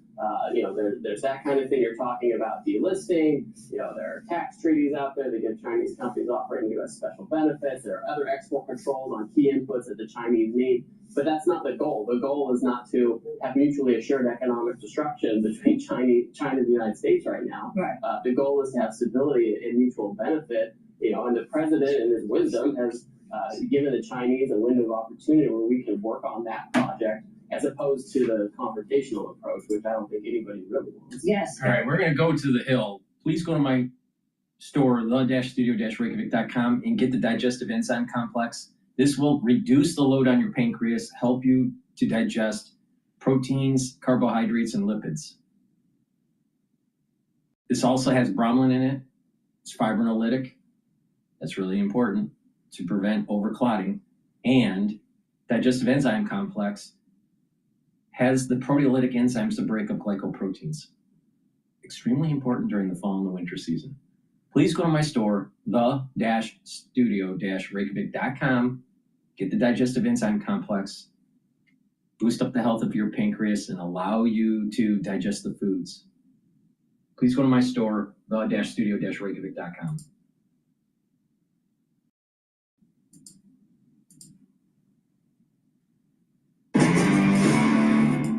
The Supreme Court is weighing on a decision that could have big ramifications for President Trump's economic agenda and maybe other issues. On Wednesday, the court spent hours listening to arguments on the legality of Trump's tariffs. The Trump administration invoked the sweeping tariffs earlier this year, justifying them by declaring a national emergency. But many justices on the Supreme Court expressed skepticism that the president has the authority to do that. The Hill writes, quote, while liberal justices took the lead in picking apart the Trump administration's arguments, conservative justices Amy Coney Barrett and Chief Justice John Roberts also scrutinized the White House's arguments that the president has authority to impose the levies based on emergency powers. The court, of course, currently has a 6-3 Conservative majority, with 3 of those Conservative justices having been appointed by President Trump during his first term. One of the more notable moments during Wednesday's arguments came when Justice Neil Gorsuch asked about the possibility of climate change being used as a justification for the tariffs. Here was the exchange between Gorsuch and Trump's Solicitor General, John Sauer.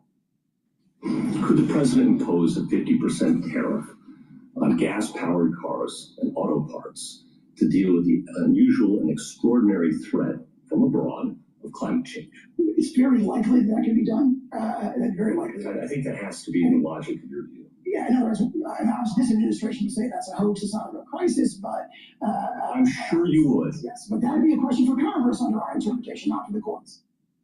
Well, that moment was widely criticized by those who opposed the tariffs online, many raising concerns about what it would mean if future presidents could declare an emergency in the same way. Writer Pedro Gonzalez says, "This is so funny, man. The Trump administration wants to open the door for a Democratic administration to be able to declare a national emergency on climate change just because Trump won't accept that tariffs have been a disaster."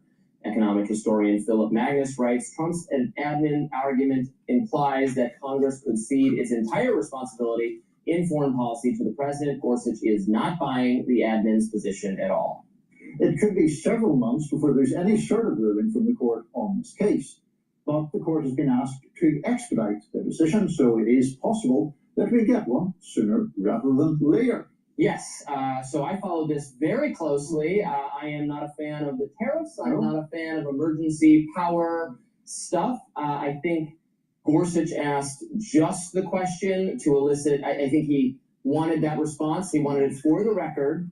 The Trump administration is arguing for an executive power that could be used by Democrats for climate emergency or really any other progressive policy. I think, based on what I heard, that the administration is going to lose this one, and which again goes to show how it is more complicated than just 6-3. Conservatives have the court, but people on the court are independent thinking and frankly more deferential to ideologically conservative principles that predate Trump. It seemed pretty clear that you had Amy Coney Barrett against this, and I think Gorsuch plus the liberals will make maybe Roberts, maybe Kavanaugh, I don't know, will make this dead. Yeah, it certainly seems that there's a lot of skepticism, including from the conservative majority. And there are really interesting issues within this that go broader than the tariffs themselves. One is one of the liberal justices was saying, well, look, tariffs are a tax, aren't they? They clearly are. And the government's position is, well, no, they're not really. There's something different from a tax. But they are effectively a tax, and they're a way of getting revenue for the government and getting it off private individuals. And so if you concede the point that the president can just impose this, you're essentially taking the power of taxation away from Congress and handing it to your president. And proposals to tax must, according to the Constitution, originate in the House of Representatives. It's written in the Constitution. So that you could not have an executive. I mean, this was, if you go back to our founding documents and our founding circumstances, one of the main complaints of the colonists as they rebelled from Britain and started their own country was having taxation from the authorities without the ability of, without having an elected and a democratic body that was elected by the people, that was accountable to the people, weighing in on that issue. That was one of their cardinal problems and motivations for the rebellion, which is why it was structured so that the House, the most democratic aspect of our government, must originate taxation schemes. So this is just so contrary to that. Exactly, because here you have a president essentially delving in and taking those powers for himself. The other point that I think is very particular to Trump in a way is this propensity he has to believe that you can just declare an emergency in various ways and do whatever you like. And that is what he's claiming in this case. But of course, he's claiming that in various other elements of policy as well. I mean, in immigration, the Alien Enemies Act, for example, is just, well, I've decided that we're being invaded by Venezuela against really all available evidence, and therefore I'm just These people have small brain talk here. Small brain talk. what happens? What happens when Congress is captured by globalists through campaign financing or whatever? And when Congress is captured, do you really get good representation? So if you have transnational capitalists capturing Congress, preventing Congress from creating a tax law or tariffs that you want, let's say, the president to bring back manufacturing over time to improve our economy and our war prowess, our military prowess. But you have a Congress that's not willing to institute those taxes to bring back manufacturing because it's captured by transnationalists, then you have a weakened country. And no one talks about this. No one.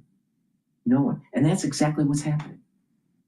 Congress doesn't do the job because they're captured by the transnationalists, the very ones that Trump is trying to institute taxes on to cattle prod them to move manufacturing back here. So what is Congress? Congress basically represents the transnational capitalist, not the people, not we the people. Big problem. So our manufacturing gets gutted, our military prowess gets gutted, and then all of a sudden there's an emergency, a war, and you don't have the means to win. And it's too late then. It's too late.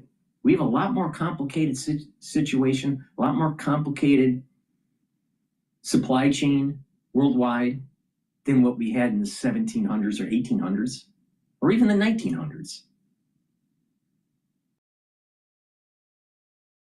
So if you either do a soft landing with the economy by instituting taxes and moving manufacturing back to the United States, or you're going to have a hard landing. And so what's happening is that you'll have these constitutionalists, intellectuals saying, well, the president doesn't have that power. Okay, then have Congress do it. Congress won't do it because it's captured. So in essence, if the Supreme Court rules that the tariff implementation currently is not in the authority of the executive branch, which probably is the case, and I'd probably agree with that. But because they're so smart, they're stupid. They kick the can to Congress, and Congress won't act. And because Congress doesn't act, we literally will be weakened for a war. So they're all right. You have these people in Congress saying the president doesn't have the authority. You have the SCOTUS saying the president doesn't have the, okay, maybe you're right. But what are you going to do to solve the problem? What are you going to do to bring back manufacturing? And what are you going to do to make sure that our military prowess is sustained? And they do nothing. And then all of a sudden there's a crisis. So all these intellectuals literally weaken the country.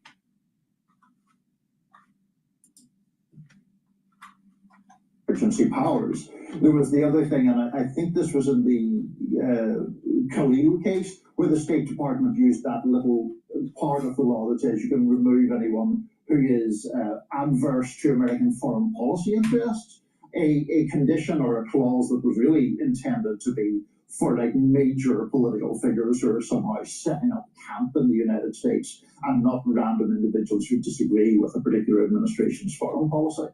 So globalization can, not always, but can create a pernicious situation in an emerging property that leads to the instability of a nation and its military prowess. And that is what is starting to emerge. And Congress isn't willing to do anything about it. Why? Because it's captured. It's captured by the very people that you want to tariff. So what will happen is that the society will start to devolve, and that there will literally be a revolution that's like the French Revolution. Not the American Revolution, the French Revolution, where Congress is beheaded.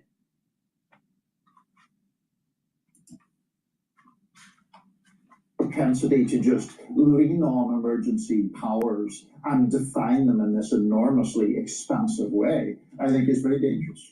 The scope, certainly, the scope of what's getting considered an emergency and by the Trump administration, I would never claim that Trump is the first person to do this. Every president, in my view, has kicked open the door to further executive powers.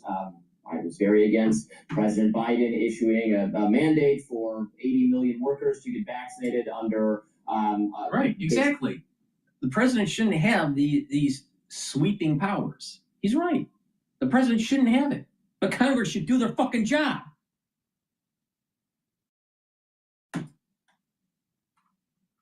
Workplace safety policies, OSHA. I'm actually going to talk about vaccine mandates, I think, coming up next on the show. So I was, very against that, very against all the ways Obama and, of course, Bush massively expanded in the face of, maybe you would even say an actual emergency, in the face of terrorist attack on the country and our foreign policy. But even in that case, we've come to regret, Republicans have come to regret, powers bestowed on the executive in response to that emergency. Now we're just, everything's an emergency. What do you think, Trump people, what do you think the next Democrat is going to do when he's in office? But I guess their view is just, well, the Democrats are going to do it anyway, so we might as well. But we're making it a lot easier for them to do it when you're coming up with justifications to do overreaching policy, and then you're defending them in court. Democrats don't have to defend them in court if they've already been defended by you. Right, exactly. And to basically defend the principle that your enemies can then use against you whenever they get involved. Blunt the weapons of the oppressors is my strategy if I was ever in office.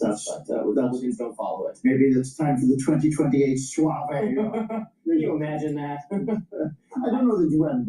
Well, just imagine if Trump said, okay, can't do tariffs, I'm going to cut all trade. It's in his power to do that. He could cut all trade. Not the tariffs, but he can just say, because of national security, we're cutting trade with all these nations. Can you imagine what will happen with the stock market? The stock market will go from 6,800 to 200. What's happening is there's an emergent property that's taking place that extreme measures will have to be used. Either the use of nuclear weapons or the use of extreme measures in terms of shutting down the economy. See, if you don't soft land this and bring back manufacturing to the United States, that increases the probability of nuclear detonation between the United States and China if there's a war in the Pacific. Because the first thing that in terms of strategy, you need to destroy their manufacturing base. And because of these missiles, these ICBMs, you only have 6 minutes to make your move. So that means that you have to hit hard. So all this intellectual talk increases the probability of nuclear weapon detonation. Pseudo-intellectuals here. Dumbasses.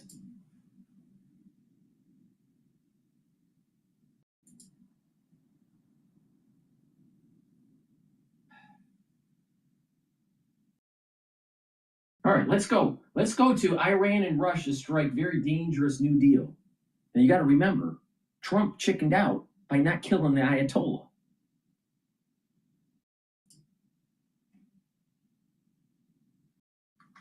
We took a process that probably took 3 or 4 days if you really put your head down with a couple people. It took 2 hours. This company is actually my second company that would... At the ADIPEC Summit underway in Abu Dhabi, industry leaders across the globe discussing the state of the energy industry and how to meet the rising power demands of artificial intelligence. Here's Interior Secretary Doug Burgum at the event. Energy has always been integral to national security, and energy has always been the underpinning of any nation's prosperity. Now, for the first time in history, we take the miracle of electricity and the invention and the innovation of computing, and we marry them together, and a kilowatt of electricity is more valuable than ever before, a kilowatt of electricity can be converted directly into intelligence. For the first time in humanity's history, we can manufacture intelligence. The demand for power is going to go up and up and up. Today is the day to announce that there is It's not intelligence, it's pseudo. Artificial intelligence, let's just break down the word. Artificial intelligence, artificial. It's fake. Intelligence, fake intelligence, pseudo intelligence. It's not making intelligence, you're making fake intelligence.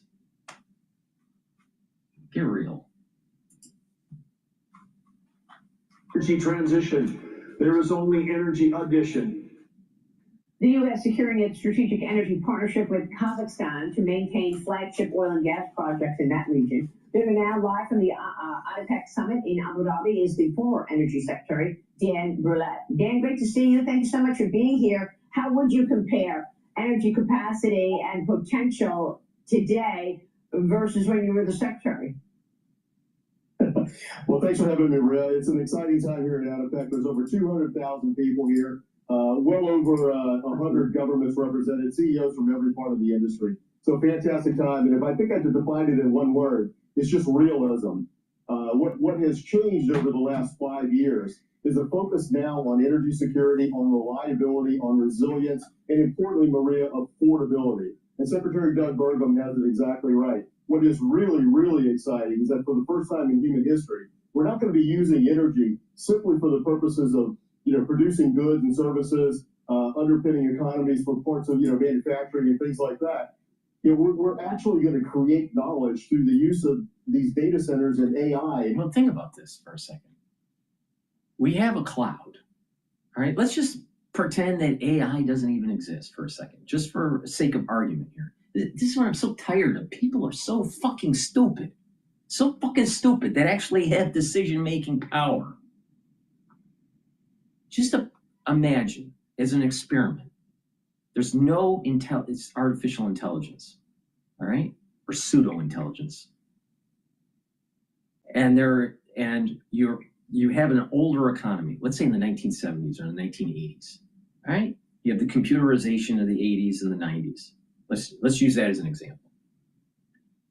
All right? And you're using energy to run the computers at a company. All right? The company, let's say, is a mortgage company, and it's computerized all of its mortgage process, and it does its payments on the computer and all this stuff. All right? In a database of their customers, everything is computerized. But they have data entry and all this. All right? Someone fills out a mortgage, maybe if it's even online, or maybe back in the day where you actually filled out real paper for the mortgage and then submitted it to your bank. But it's now computerized. They're burning energy, all right? They're using up energy to run the electric grid, to run the computers, to digitize the information. And that information can be queried from a database for accounting reports, understanding the balance of a particular customer, whatever. All right? But there was the use of energy to digitize, to hold on a server or on a hard drive somewhere, cloud. All right? Now let's think about manufacturing for cars. The use of energy to make steel. The use of energy to create the actual steel stamping. Making a die, a stamp die, that stamps the steel to make a car body. That's the use of energy. And now you take that and assemble all these other different components that used energy. And you sell this. And the person that buys the car is in a database. And that information of that customer also needed energy to maintain the server and to put that customer information into digits. They buy that car and they're using that car and they have to fill it with gasoline. So they're using energy too. You need a road repair. They use energy for that too. All right. The point I'm making is that there's nothing really different. Don't fall for the trap. There's nothing really different from the digitization of information in the 1980s, the 1990s, 2000, 2010, 2020s than today. Don't fall for the trap, oh, it's AI and so much different. No, what it is it's faster. There's more information being built up. Big data, more data is being collected, and as it's using these neural networks to try to find patterns and build new patterns, new data, new information, it's not intelligence. It's just a machine algorithm to find patterns or build new information and store it. But these algorithms that they're using, these neural networks, are very energy hogging. They need lots of energy. It's not an efficient process when you compare it to the human brain. The human brain can compute a lot, and all you need to do is eat a tuna sandwich. Try that with a server. The server needs a nuclear powered plant. Your brain doesn't need a nuclear power plant. You ever wonder why? Because it's more efficient, right? So they market this whole idea that, oh, this is new intelligence. No, it's inefficient data creation. So you need to dive in and like parse the words. It's artificial intelligence. That means it's fake. And secondly, it's not energy efficient because it doesn't even come close to how we create information in the brain through the utilization of energy. The food that we bring in and how the body metabolizes it. Computer science is not even close. I mean, not even 0.1% close to how the brain works. So don't fall into the trap. Now, that doesn't mean that artificial intelligence or pseudo-intelligence, fake intelligence, won't take jobs away, because it is faster. It can do things. But the thing is that, is it overall efficient? If you have 10 people, think about this as a thought experiment. If you have 10 people doing a job, all right, and it costs, let's say, $100,000 for each person, and that's $1 million per year in salary and, I don't know, benefits and all this, right? That's just an example. Let's say you can create an AI and you can get rid of all those 10 people. And that AI to make costs, let's just say, $1 million, right? To run the algorithms, the energy. I'm just using this as an example. So your break even is 1 year. But let's say that to run subsequent years, this AI, and to maintain its fake intelligence, you have to spend $500,000 in energy. Now, if you copy and paste this kind of concept across the country, we're going to use more energy than we've ever done it before.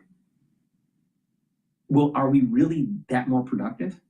Depends on how you define productivity in terms of work product with the number of people that are used to make the work product, that's productivity? Or is it the amalgamation of overall energy used in the society relative to the overall products that are produced? Now, I'm willing to bet that when you look at that type of equation, the conclusions are different. Get to the point here. Artificial intelligence, pseudo-intelligence, fake intelligence is inefficient. And it's bad for society in a lot of ways, but especially in energy consumption.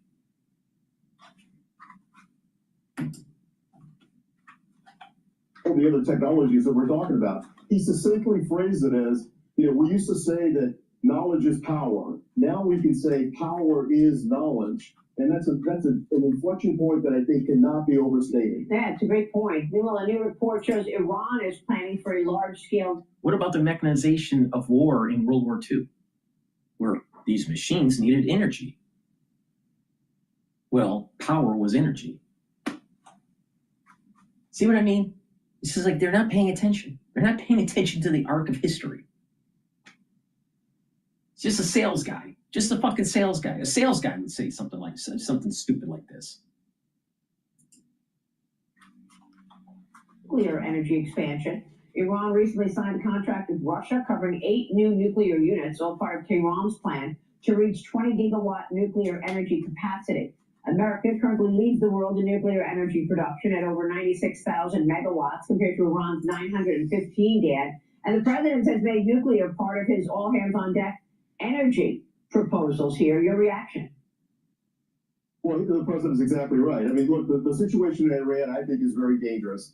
Russia has a long history of supporting Iran, developing some nuclear facilities there. We know what it has led to. It led to a weapons program that is very, very dangerous for the world. And I would caution everyone to be careful about this announcement that was just made. Right. With regard to right. baseload power, and if we did the job correctly and killed the Ayatollah, this would not have happened. Trump chickened out. Israel was willing to kill the Ayatollah. Trump chickened out. See, this is the problem.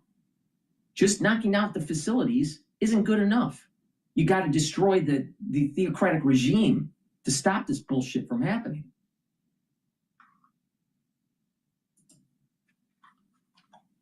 The United States, the president is moving exactly in the right direction. What he's trying to do there is develop new sources of generation, electricity generation. As I mentioned earlier, we're all excited about AI. We understand clearly what the AI demand will place upon the U.S. grid. I've seen estimates that AI alone could take up roughly 10% of the nation's electricity grid. It's important for us to remember, however, that there's another 90% here, and it's growing as well. The president's economic program is bringing manufacturing back to the United States. That is also creating additional demand. So it's very important that we develop new forms of generation. That's going to include small modular reactors. It's going to include as well, Maria, the life extension of natural gas plants and perhaps even some coal plants. Well, we have to keep what is known as baseload power online. You make a great point, but I just went to the Permian Basin. We are just back from the Permian Basin, and I watched the fact that we're selling natural gas at a discount. We're selling it at a loss in many cases because we've got so much natural gas and we don't have the pipeline infrastructure in place to actually get it delivered. So in different spots of Permian, you see natural gas getting flared up. That's exactly right, Maria. The challenge in America is no longer production. We know how to produce molecules. We're the largest producer of oil and gas in the world. We're the largest exporter of LNG, liquefied natural gas in the world. We know how to produce energy and we can produce electrons. Our challenge in America is actually getting it to the markets. It's getting it to the water in the case of natural gas, and it's moving electrons from where they're generated to where the loads are. And that's a permitting issue here in the United States that we have to fix. Yeah, the infrastructure is getting built. You ever wonder? Just a year ago, they kept on saying, wait a minute, you have to control your carbon footprint. Oh, wait a minute, we have to go all in with sustainability, and you have to have, you have to move away from natural gas and all this stuff. They said this on purpose because they knew that they needed the natural gas to run the AI systems. And so what they wanted to do was make sure there's enough supply for Microsoft that's cheap, or OpenAI, or for Apple, or whoever is going to be making the LLMs, instead of the end user, the end consumer, the homeowner having cheaper gas. They wanted to demonize your usage so corporate America can use it up to build their AI. Please go to my store, the-studio-reykjavik.com, and get the Goodnight formula. Goodnight Formula has tryptophan, melatonin, and GABA, and passion flower to help you to get into 3 to 5 cycles of REM sleep or deep sleep. Now, what that will do is detoxify your central nervous system, consolidate memory, and you'll be well rested. And you do that regularly, you're going to slow down the aging process. Now, if you are sleep deprived regularly, chronically, you're not getting enough sleep chronically, you're increasing the probability of losing your memory, early onset of dementia. You don't want that. Please go to my store, protect your brain, so you can actually see the world the way it really is. Get the Goodnight Formula, use it every night. Please go to my store, the-studio-reykjavik.com, and get the Goodnight Formula. Use discount 5, get $5 off any order. Go to my store, the-studio-reykjavik.com. As we continue with the sales pitch. President Trump is trying to ease the permitting positioning there. That's correct. Exactly. Well, the administration is also freeing up $100 million to modernize America's existing coal mines. So for this year, the U.S. produced over 132 million tons of coal in the first quarter, more than 128 million in the second quarter, Dan. How important is coal production in your view? Well, coal production is very important because it not only provides electricity generation, it's going to lead us to critical mineral production as well here in the United States. So that's something that we have to bring home, and we've ignored the importance of the coal industry for far too long. So it's important. I think the president's doing the right thing. I think the Department of Energy is doing the right thing by encouraging not only production here, but the advancement and the production and the processing, I should say, of things like critical minerals, which are key to our iPhones and all the other technologies that we've talked about. But I'll make one other point as well, Maria. When I talked about demand, I talked about electricity demand.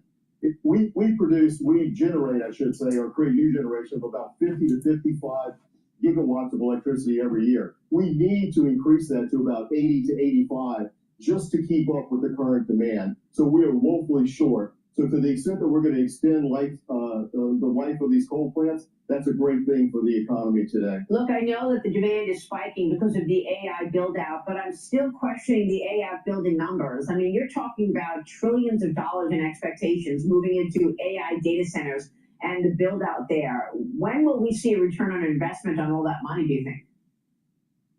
Well, it's a difficult question, Maria. If I knew that, I'd be a very rich person. I think, I think what's going to happen over the course of the next few months and perhaps a year or so is that you're going to see the winnowing out of some of these projects. Folks are really excited. They're placing bets on various projects around the country. They're working closely with utilities. They're developing options for perhaps cogen, what's known as cogen, behind the meter generation. As the investments start to come to the table, however, you're going to start to see some real sharp pencils hit that paper, and some of these projects are going to go away. That being said, a lot of them will get built, and they are getting built today. And as that technology moves its way into our daily lives, into these businesses, they become more efficient. We're going to see the productivity gains that are associated with that and the investment returns that are going to come from those initial dollars that were placed. Yeah, and I think Interior Secretary Doug Burgum tried to make the point that energy security is national security. Okay. It is indeed. It is indeed. And that's something that I think has been lost as I think we sort of lost our way, frankly, in the last couple of years, where we looked at energy policy almost exclusively through the lens of environmental science. Right. Almost, an exclusive focus on climate change. Now we're coming back and we're understanding how important is reliability, how important is resilience, and those connections to national security as well as economic security. And I think it's the right policy focus. I think the president's doing exactly the right thing by bringing us back to fundamentals. All right, great to talk with you this morning. Thanks so much, Dan Brillette. Enjoy the rest of the summit. Thank you, Maria. Good to see you. Please go to my store, the-studio-reykjavik.com, and get the vitamin D3. This is really important to take during the fall and the winter season. It helps cells to go into apoptosis if they're infected. Vitamin D3 also helps as a gene expression cofactor, so your cells are performing properly. Vitamin D3 soaks up or absorbs calcium. So if you're doing resistance training, you're going to be able to remodel your bones and your bone density will increase. In addition, vitamin D3 is great for your cardiovascular health. Please go to my store, get the vitamin D3, Take it every day. Ubiquinol. Ubiquinol is a great way to soak up free radicals because it's an antioxidant. It also helps the health of your mitochondria. It'll increase your ATP levels so you have more energy, and it'll protect your neurons. Super important if you're 40 years of age or older. Ubiquinol is the most bioavailable form of CoQ10 that you can purchase. Most people that take CoQ10, you're probably taking the wrong kind. Go to my store, get the Ubiquinol. It's the most bioavailable form of CoQ10 that you can get. Please go to my store, the-studio-reykjavik.com, and get the Zeolite. Detoxify your body. Help your immune system and your endocrine system. And by detoxifying your body regularly, you're helping with your brain and your liver and your kidneys and your bladder and your spleen. Amazing how that works. Now, Zeolite works by binding to heavy metals, toxins, and chemicals and allows you to urinate them out within 6 to 8 hours. Take it every day. Take 3 small drops underneath your tongue. It's really important to detoxify your body. Please go to my store and get the Zeolite. Get the Ubiquinol and get the D3. Make sure you use discount 5 and you get $5 off any order. Go to my store, the-studio-reykjavik.com. All right, let's listen in about Mamdani. Ring a bell will be the same Lena Khan who declared war on business during her time back during Biden's administration. She was FTC chair. She's now back, worse than ever, according to many, including my co-host here. One of Zoran's first hires, Ms. Khan, has been tapped to join the communists' transition team. During her much-hated tenure in Washington, D.C., Lena Khan made headlines for blocking dozens of major mergers, arguing FTC is the Federal Trade Commission, that these mergers would hurt consumers, stifle competition. Joining us now to chew on this, Steve Moore, Unleash Prosperity co-founder, former Trump economic advisor. Lena Khan is single-handedly the reason that much of Silicon Valley voted for President Trump. They despised her that much.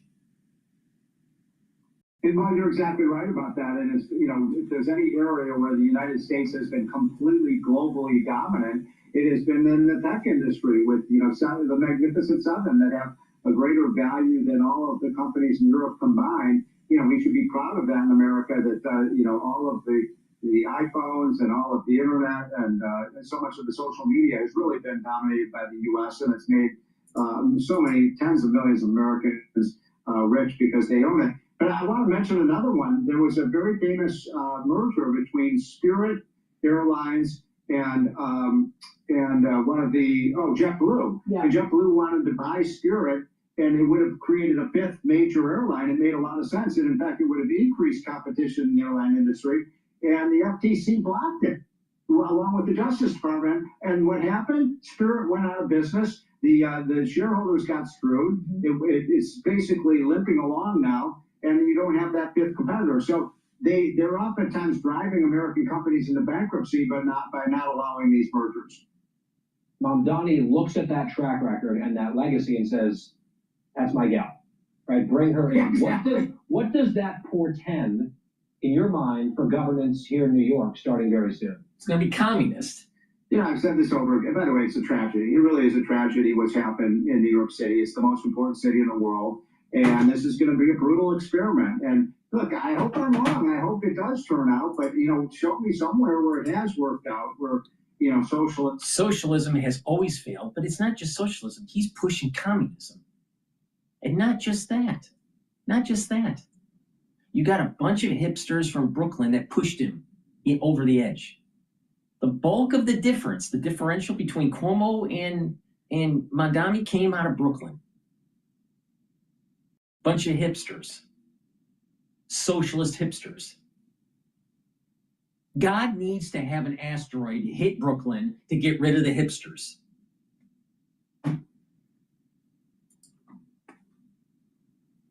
Policies have led to more economic growth. And it is true that you've probably seen the cartoon the Statue of Liberty, hitchhiking on the road to get out of New York now. I mean, we kind of laugh about that, but it has real implications.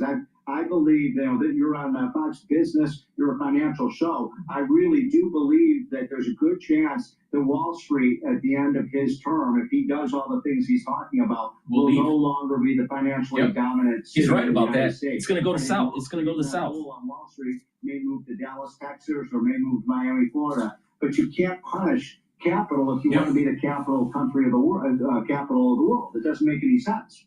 The real job creators have been the very technology companies run by the very people who don't like her. And they didn't like her at the FTC because when you cannot merge with another company, when a regulator gets in your way, you block off ways of getting out of investment, private investment, say, if you're a venture capitalist. So maybe she's gonna, come up with a plan to just jettison all the job creators like Google and Facebook who've moved here in recent years. So, Steve Moore, great to see you, sir. Thanks, guys. Good to see you too. Please go to my store, the-studio-reykjavik.com, and get the probiotics. You can get it in VeggieCap form or in the powder form. I prefer in case you folks thought that he was just going to stick it to the billionaire class, it really depends on which billionaires, because Alex Soros just wished him. Hey, all right, we'll play that too. Please go to my store, the-studio-reykjavik.com, and get the VeggieCap probiotic or the powder probiotic. I take the powder probiotic because I take a lot of these different powders, like the collagen and the lignans and the Gladiator Barley and the Boomer Boost. All right? So it's just easier for me to take in soft foods. But get either the powdered version or the VeggieCap version. Both are very high quality. All the products I have are very high quality. All right? They may be a little bit more expensive, but they're extremely high quality. And it's stuff that I take every day to slow down the aging process. And I'm in my 50s. All right. With that said, take the probiotic every day, drink it with filtered water, and it's going to help your gut biome. And by improving your gut biome, you're improving the communication between your gut and your liver and your gut and your brain. And that means that you're going to be able to sleep better. That means that you're going to get rid of brain fog. That means that you're going to be able to concentrate. That means that your cognition, real intelligence, will actually improve. Now, your skin will improve also. And with a good gut biome, your immune system improves. Good health starts at the gut. Please go to my store, the-studio-reykjavik.com, get the VeggieCap version or the powdered version. Take them every day. Make sure you drink it with filtered water. And another great supplement that I have, if you want to take, is the collagen. This is a month supply. You can mix it with soft foods, filtered water, a smoothie, or even just with milk, or even coffee. Now, with the collagen, it'll help with your skin, your nails, your hair. It'll also help with musculature, bone density, and the health of your joints and cartilage. Please go to my store, take this every day, drink it with filtered water, and if you stack it with the vitamin C, and you're drinking about 32 to 64 ounces of filtered water throughout the day, they'll cross-link and improve your dermal layer for your skin. Please go to my store, the-studio-reykjavik.com. Get the collagen. Use discount 5 to get $5 off any order. All right, I want to play The Hill. They're talking about Mamdani.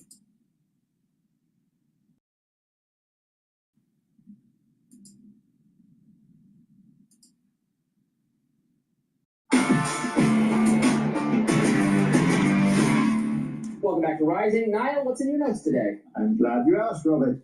Today, I want to pay tribute of a kind to Zoran Mamdani, to his success in winning election as mayor of New York City, to the thousands of New Yorkers who volunteered for him, and the more than 1 million people who voted for him.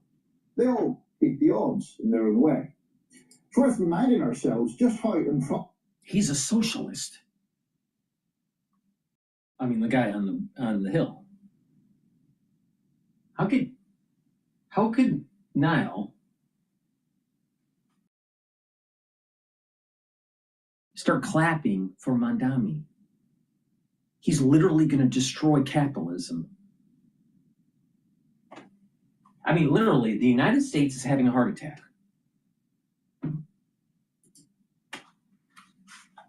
Well, Mamdani's rise appeared 1 year ago. Back then, he was a virtual unknown, a young Democratic Socialist state assemblyman. When his campaign began, he was at 1% in the polls. That was among Democrats. Do you know how you can tell that Mamdani is not a real New Yorker? Because he doesn't talk like a real New Yorker. A real New Yorker would say something like this. He's a fucking communist.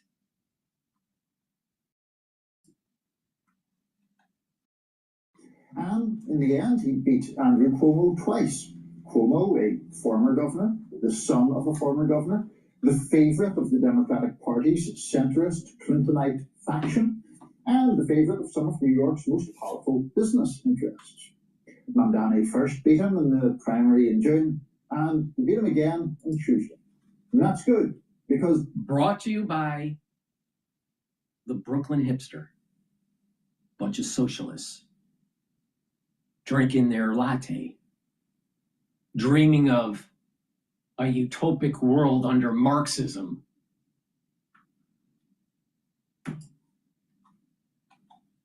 Beating Cuomo, he beat back those powerful interests and beat back the well-funded politics of fear. Look at this chart from Open Secrets, an organization that traces money in politics. That orange line you see there shows the money given to outside groups either to help Cuomo or to stop Mamdani. The green line, way below it, is the money given to help Mamdani or to stop Cuomo. The difference there speaks for itself. Mamdani beat back some disgraceful media coverage too, coverage that was often hysterical, fear-mongering, or blatantly bigoted. Bigoted? He's a fucking communist. Wednesday, Uganda-born Muslim.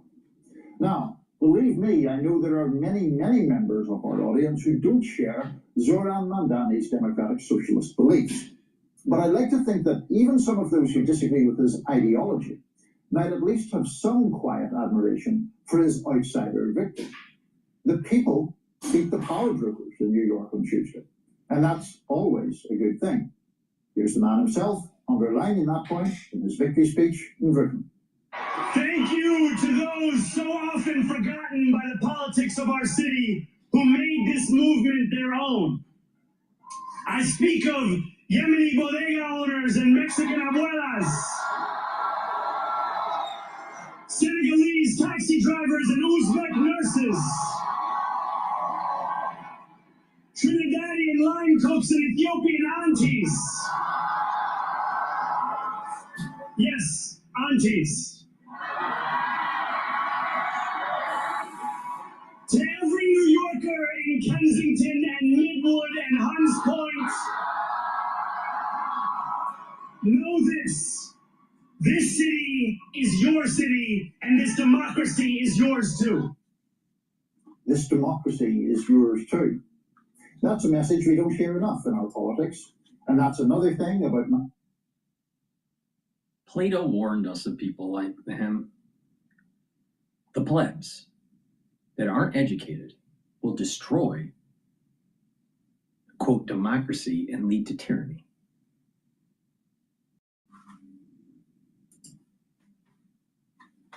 Mamdani's win. It's in part a rebuke to the democratic establishment as well. A rebuke to a party leadership that he cast as too weak, too fearful, and too corporatist. A rebuke to policy positions that are too often driven by the desires of big donors or the fear of offending them. Mamdani's morality, he said elsewhere in his speech, would be guided by a, quote, bold vision, rather than a, quote, list of excuses for what we are too timid to attack. I want to say a couple of words about his vision. It's been cast as scary or subversive by his opponents in politics and in the media. Here, for example, is the New York Post front page on the day after his election. But what is the program that the Post and Rupert Murdoch are portraying as Soviet-style communism? A promise of free childcare for little kids aged 5 and under. A promise that city buses will be free. A promise to open one... Who's going to pay for it? Taxes. And taxes are paid by the people. So they literally, because of the inefficiency of government, it's going to cost more than just buying a ticket. One city-run grocery store in each of New York's 5 boroughs. And how will it all be paid for, the critics cry? Mamdani has already given his answer many times.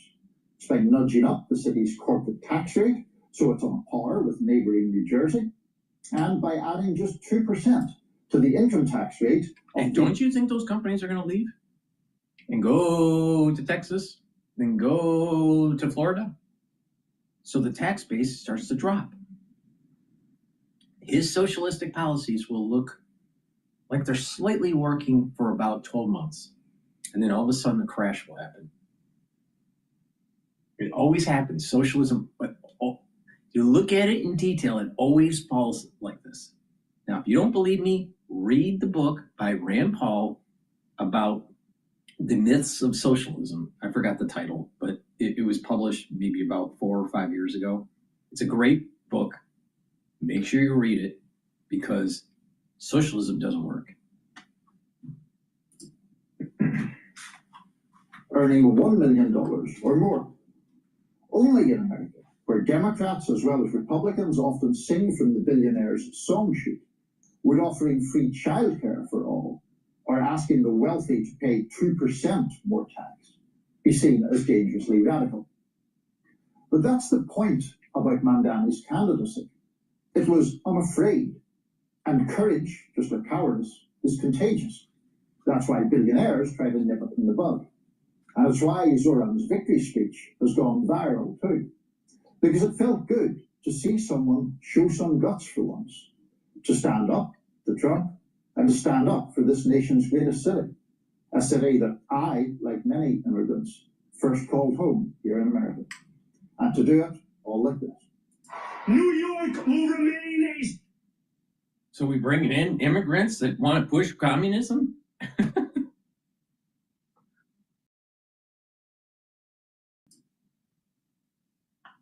City of immigrants, a city built by immigrants, powered by immigrants,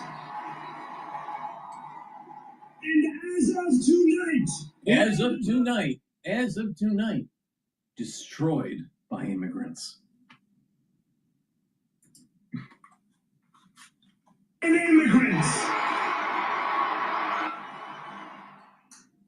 Or, theoretically,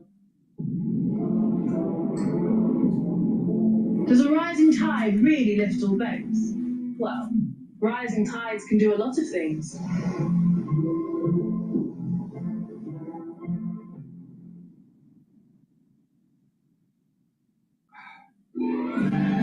Some cookies sweeten your holidays, while the wrong ones slow down your Mac. Or, to do it like this. This is not only how we stop Trump, it's how we stop the next one.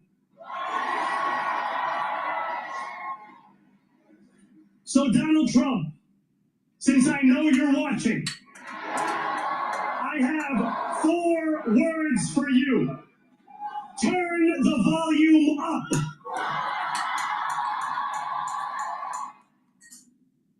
Mamdani's win was so emotional for so many because it offered hope. We haven't had a lot of that recently. We need more of it. And on Tuesday, we felt it stir one more time. Turn the volume up. Indeed. Well, I don't want to yuck your yum, Niall, and I'm happy for you. And look, I I'll give him a chance, just like I would anyone else. He is clearly a talented political figure. He is, and he kicks No, Robbie. You need to get on the fucking on the battlefield and stop communism. Stop patty caking with a bunch of communists. Bullshit. Well, I hope he's successful. If he's successful, they're gonna push more communism in this country, you dumbass. And they deserved it. The establishment put up no reasonable alternative to Mamdani. So this is not, I don't have, my hair is not on fire and not screaming that it's come to this. I don't. I think some of his idealism will run into will face practical difficulties in. Blah blah blah blah blah. That's Robbie. Blah blah blah blah blah blah blah. He's a conservative, but blah blah blah blah blah. Lots of conservatives are just not paying attention. I'm telling you, what Bannon is saying is right, and I'm not 100% on board with Bannon. But I'll tell you, we win, they lose. It's that simple.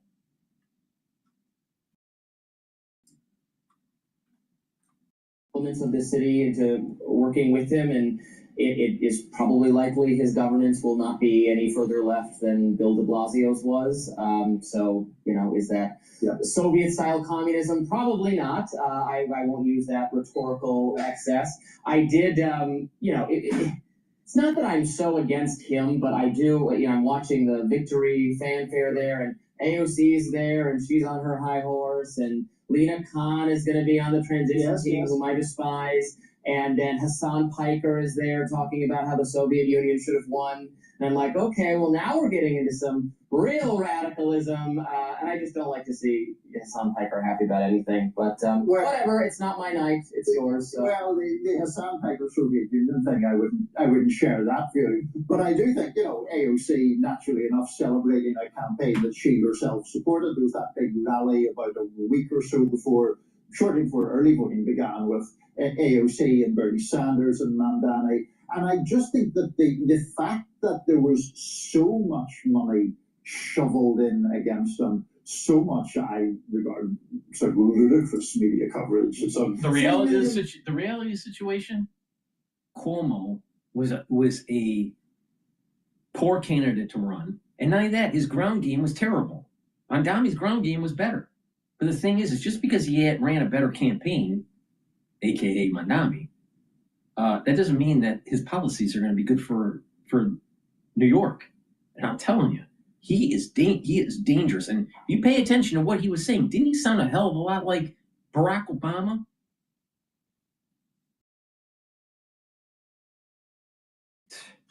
We're about to flee New York the moment he wins and all that rubbish. So the fact that he was able to do that, and the fact, honestly, that Andrew Cuomo ran at times a very ugly campaign, I thought, especially in the final days of that campaign, sort of giving a nod and a wink to some of the awful stuff that was said in relation to sort of 9/11 and somehow linking Mamdani to that purely on the basis of his faith. Oh, in addition to that, I was offended by the way Cuomo and his backers treated Curtis Lewa, frankly, because you're not entitled. You can make a pitch to those voters. They didn't really do that. It was more like, no, you don't want Mamdani, so you're obligated to vote for me rather than Curtis Lewa. A vote for Lewa is a vote for Mamdani. I just reject that kind of logic entirely. Make a pitch for his voters then. Didn't do that. It was more an entitlement that, well, no, I'm the legitimate opposition. You're not. You lost your party's primary, dude. That's the Republican candidate. Exactly. Why shouldn't you get out and support him? Why does he have to get out to support you? It doesn't make any sense. And then you could, if you put their vote together, Mamdani, he got cleared 50%. He just barely, but he did. So it's stupid. Who knew that we could find common ground on Mamdani? I find it. God, I can't stand that frickin'. I'll tell you, he's nuts. Mamdani's nuts. All right, let's listen to Glenn Beck. But before we do that, before Mamdani starts taxing cookies in New York City, please go to my store, the-studio-reykjavik.com, and get the Myotrol. Myotrol will help with the gene expression to build muscle and to maintain muscle. Super important if you're 40 years of age or older, or if you're an athlete, younger or older.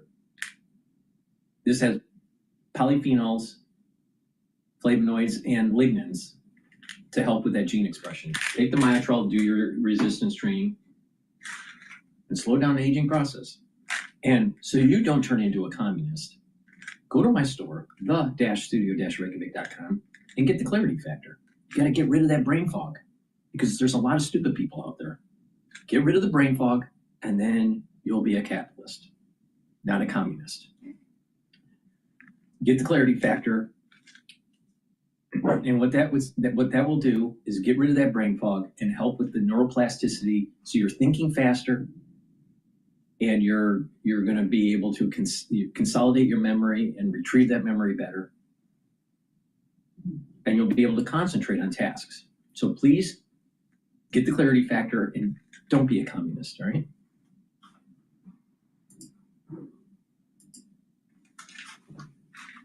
A warm congratulations. That's comforting. The New York Post cover says pretty much everything. On your marks, get set, zo. Okay, so going into it yesterday, I was optimistic. I actually thought that Andrew Cuomo had a chance to win. If you took the raw votes from Curtis Lewa and added them to Cuomo, it would have been a much, much tighter race. And I'm still really impressed with New York City, the turnout close to record levels. But it was close, but you got to add in. Here's another perfect example how the mainstream media, no matter if it's more conservative or more liberal, the mainstream media they're run by stupid people. There's another added really important data point that you need to pay attention to. The number of people that are anti-communist that actually left the city to move to Florida or to Texas. If you add back in the exodus and the way they would have voted, Mamdani wouldn't have won. So what you have is a skewed population of the remnant of what's left of the of the voters in New York. And it's being more and more skewed to the hipster Brooklynite with their latte and communism. But we're going to go back to Fox News, the geniuses. The socialist Democrat, or Democrat socialist, whatever he goes by these days, otherwise known as the communist, he did pull it through. The New York voters, I'm sorry, it leaves me speechless really just thinking about what happened. But because you're a stupid ass. And we have to accept that outcome and think about what lies ahead. I can't wait to see how the other Democrats, the ones in Washington, try to normalize DSA, DSA, DSA, DS, not USA, which is what we heard last night. New York City, however, I was watching last night and thought, why did it take so long? New York City is socialist. The city is run like a socialist economy. That's what it is. It's literally, we are seeing the fall of New York in real time. It's literally just crashing.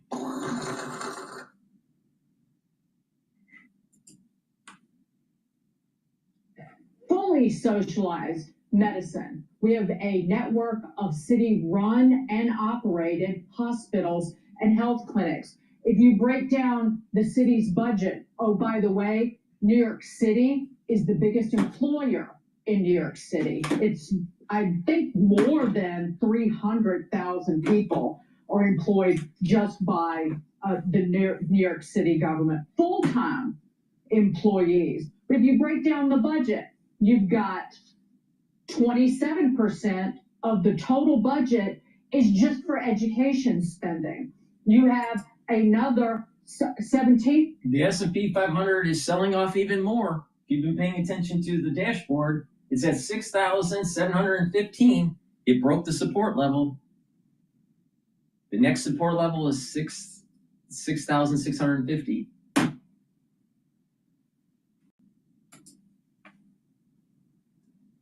For social service agencies, and then another 29% of the budget, other agency spending on, I said this yesterday, fringe benefits and pensions is another 22%.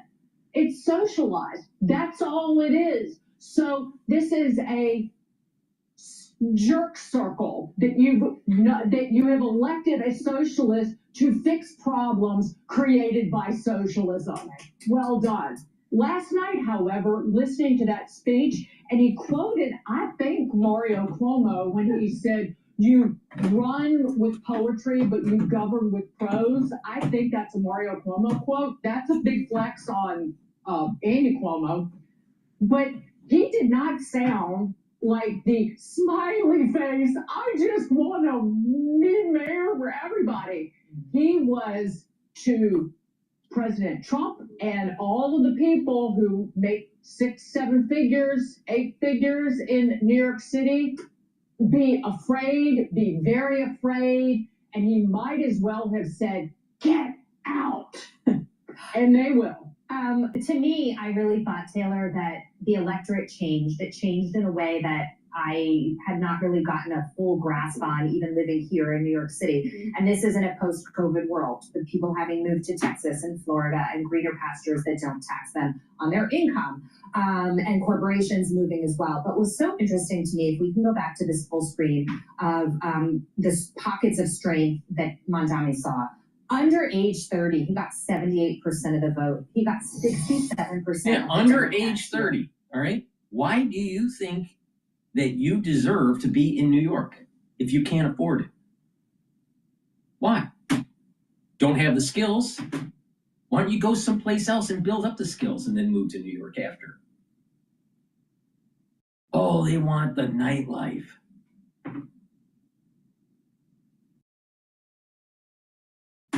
New York doesn't even want these 30-year-olds.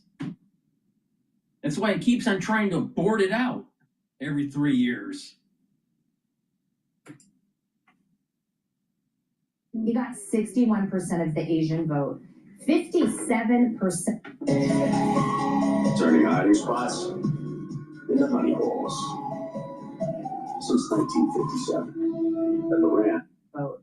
57% of the voters that he got were college educated, and he got 55% of the Black vote. So it gives you a sense of who is here, what the mix is, yes, and what their issue is. And of course, 56% said that issue was cost of living. Yeah, so look, he's done a great job at honing in on an issue, which is affordability. The promises of all the free stuff sounds good. We'll see how the experiment turns out. I think I liked a quote this morning that every couple years we need a fun experiment in socialism to remind us who the adults really are. Let's see how this goes. I did a quick little very formal statistical survey on Instagram this morning, Jackie. Informal polling. Very good. And yes, all 4 of my lovely law school friends under the age of 30 are voting for him, super excited. And that tracks. The college educated white. Law school. Supposedly educated people.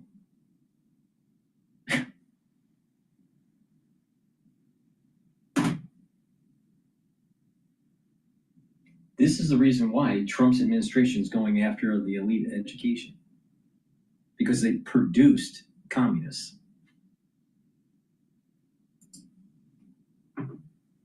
Privileged, under the age of 30. So that is an electorate that has changed.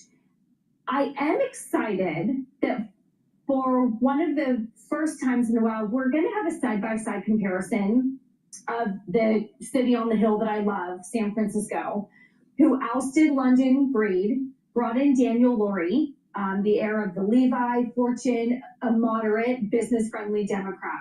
Let's track San Francisco's progress with him in charge, wildly different views to what Zohran Mamdani wants to do. Let's see how these two cities go toe-to-toe with each other. Lurie has wildly different views when it comes to police, taxing businesses, mass transit. So that'll sort of give us a toe-to-toe of which city can recover and which system works. When you think about what happened in Virginia and you think about what happened in New Jersey, Lou, as well, it was a sweep for the Democrats pretty much across the board. And so many are saying this is a referendum on Donald Trump. But when you tell me, and in those places, cost of living and affordability were also central issues, when you tell me that's the issue, I say he's only been in office for 10 months. Yeah, So this is a problem that predated him strongly. I'm not saying that, gaslighting or saying it's not the issue. It is the issue. But it's got such a deeper root than a Trump presidency. Yeah, I don't think it's a referendum on President Trump whatsoever. I think it's a wake-up call for the Republicans. We've been talking about this nationally, how we just are terrible at advertising and coming up with solutions, right? We're not meeting the electorate where they're at, and that's on social media. Now, here in New York City, I think you're going to see the same things happen in Virginia as well. The social media sound bites don't really turn into great strategies and policies. You know, his big thing is affordability. I think that's the hot button issue, but you cannot redistribute and tax what you chase away to make things affordable. And that's going to be the economic reality I think New York confronts. Capital is going to flee, both intellectual and monetary, but you're not going to be able to redistribute it to a way that he is enduring and has another term. I'm glad you brought that up because, Brianna, then that brings me to you.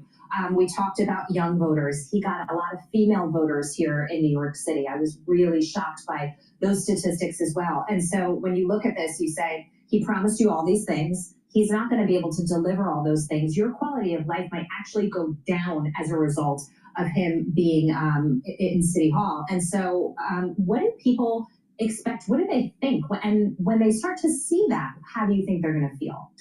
I don't think they're thinking, and I think the biggest problem right now is young women. I mean, look to Virginia, right? Jay Jones, someone who fantasized about murdering Republican I couldn't children, believe that. had a massive margin of victory amongst women. How, as a woman, whether you're a mother or not, could you think, oh my God, this man wants to kill my future children, let me vote him in office? And we saw Republicans do a really good job in 2024 with young men ages 18 to 29. One, we have to break into that with females. And two, young men actually came out for Democrats yesterday. So I think there's another issue there, and that is Republicans need to stop all the infighting we constantly see. They need to focus on the hardcore issues that attracted young men in 2024, because if you lose those young men this next year, you're going to lose the midterms, and that's going to be a problem. But how much of this is just an age issue, right? I mean, you talk about the adults in the room. We have to go through these experiments. I think about it like parenting, right? I have two almost adult children where you know how things are going to end sometimes. You warn them, you advise them against it, you show them the evidence, and they just have to learn by doing the hard way. right? And I think that's what you saw in the stratification of the voting, that based on age, an under 45 age demographic is saying, hey, I'll give it a try. I'll I give it a social was experiment. listening to someone this morning who basically said you could read, even if they did read all of the history and all of the examples where socialism has failed, to your point, they have to experience that failure themselves. They can't. This is the problem. Even the educated can't read. They don't know their history. You know, then for the rest of the people who didn't vote for that, and almost 2 million people voted in this election locally yesterday, we also have to suffer the consequences of that learning experiment. But as parents, you love your kids through their bad decisions. New Yorkers have to love their fellow New Yorkers through this, and we have, but more importantly, come up with solutions. We have to, right? Because what's the change? I mean, No. You need to fight. You need to fight against communism. No, it's not like let's just play patty cake. You see a liberal, start demonizing them. Cry about what the result, right? Give it maybe 5 minutes, and now we have to think strategically, what can we change to make sure this doesn't happen again, right? We get another chance. Let's You take may a not be so pause. optimistic. I think I'm a little bit more. My optimism ended last night. I just wanted to note that Mamdani did a press avail earlier this morning, and he said that he would keep Jessica Tisch on as He wants her, but will she as the stay? NYPD commissioner. He also said, when asked, that he would talk to Jamie Dimon and any of the people the business leaders he talked to on the campaign trail.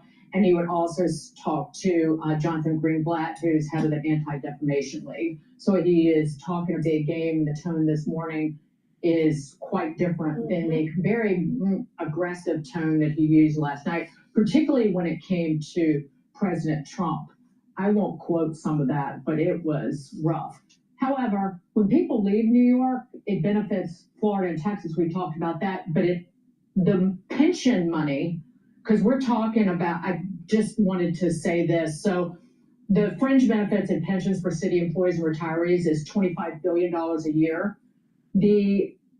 About 10% at least of the pension payouts every year, it's at least a couple of $1 billion goes to Florida, because that's where the retirees live. So our taxpayer dollars are going to Florida. Yep. And I'm just concerned about him running a $150 billion budget, a person who's never run a budget like that before. And God forbid this city has an emergency, storms, snowstorms, you name it. I'm going to read something that Bannon said yesterday. We're in a revolution, and we have to win. If we don't, the country's gone. This is black and white. We win or they win. The threat is here in the United States. It's not foreign, it's domestic. What you saw on the stage last night in New York City was the enemy. I 100% agree with Bannon.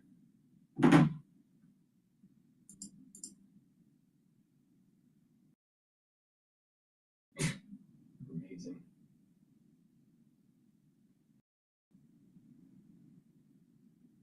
All right, we're going to go to MSNBC talking about tariffs. But before we do, please go to my store, the-studio-reykjavik.com, and get the magnesium and zinc. This will boost up your immune system and help with your brain function. And vitamin C and magnesium helps with your skin, your immune system, and brain function. Taking magnesium is super important for your brain. And guess what? As part of the aftershock, you need to start taking care of your brain. Please go to my store, the-studio-reykjavik.com, get the magnesium and zinc, the vitamin C and magnesium, boost up that immune system. Take this especially during the fall and the winter. Please listen to me. And if you do this regularly, you're actually going to be slowing down the aging process. Dealings with foreign powers, but the vehicle is imposition of taxes on Americans, and that has always been the core power of Congress. So to have the president's foreign affairs power trump that basic power for Congress seems to me to kind of at least neutralize between the two powers, the executive power and the legislative power. Let me say two things in response to that. First, the notion that the taxes are all borne by Americans and not borne by foreign producers whose goods are imported is empirically, there's no basis for that in the record. It's actually a mix. Who pays the tariffs? If a tariff is imposed on automobiles, who pays them? Typically there'd be regardless of who the importer of record is, there'd be a contract that would go along the sort of line of transfer that would allocate the tariff. Chief Justice John Roberts yesterday pressing the U.S. Solicitor General on the president's use of emergency powers to issue those sweeping global tariffs and asking who ultimately pays for the tariffs. The administration is arguing a 1977 law, the International Emergency Economic Powers Act, gives the president the authority to impose tariffs unilaterally during declared emergencies without congressional approval. But over nearly 3 hours of oral arguments yesterday, both liberal and conservative justices appeared doubtful, skeptical at times, noting the law, which does not explicitly mention the word tariffs, has never before been used in this way. Justice Amy Coney Barrett asks, quote, "Can you point to any other place in the code or any time in history where the phrase regulate importation," which are the words used in the statute, has been used to confer tariff imposing authority? And Justice Neil Gorsuch wondered if the court rules with Trump, what would prevent Congress from just abdicating all responsibility to regulate foreign commerce, or for that matter, declare war to the president? So, Joe, there are a couple things at play here. Do tariffs even fall under this law that the administration is using to use the tariffs? But then the bigger question, we heard this raised by almost all of the judges, mostly by Chief Justice Roberts, is what about Congress? Tariffs and taxes fall in the hands of that branch, not the executive branch. If we rule in your favor, this would alter the way, effectively, the two branches of government work. Yeah, it was fascinating listening to the justices and where they were going with this. I think even people like Alito were saying, well, the president can impose tariffs, but possibly not through this vehicle. Possibly he's going to need another vehicle to do that. So he's doing it improperly now. I'm not saying that's how he'll rule, but that certainly seemed to be the implication. You are exactly right on Chief Justice Roberts talking, president who pays these tariffs. Americans pay these tariffs, of course. And so the Chief Justice pushed him there and also was very mindful of Congress's Article 1 power. He also talked about balancing that with the president's power to conduct foreign policy. But again, he's claiming an emergency based on baseball game commercials, which is, of course, absolutely ridiculous. Let's bring in MSNBC senior legal reporter and former litigator Lisa Rubin. I got to say, Lisa, the most remarkable part of that hearing was when Amy Coney Barrett had the Solicitor General on the line, and he kept trying to pull away, and she kept reeling him in, and he kept trying to pull away. He kept pulling away. She was tenacious, and finally, Justice Sotomayor, I think in an act of mercy, said, just answer her questions. You're not answering her question. We all know you can't answer her question. Just admit it, basically, is what Justice Sotomayor was saying. But, Amy Coney Barrett really yesterday was the one driving home the point that the statute does not fit the remedy that the administration is using it for. Absolutely true. And Joe, pity the person who comes on the other side of Amy Coney Barrett, who is precise, pragmatic, and the mother of 7 children. So if anybody is well prepared for that kind of questioning, I would venture a guess it's Amy Coney Barrett. And you're right to say that she was completely fixated on the plain text of the statute. The argument that the administration is relying upon is that the words regulate importation somehow include the power to impose tariffs. But of course, not only is the word tariff not present, as Willie just mentioned. All right. So Trump can just say no more goods, period, or only half the goods from this country. Think that's going to bode well in the economy? Probably not.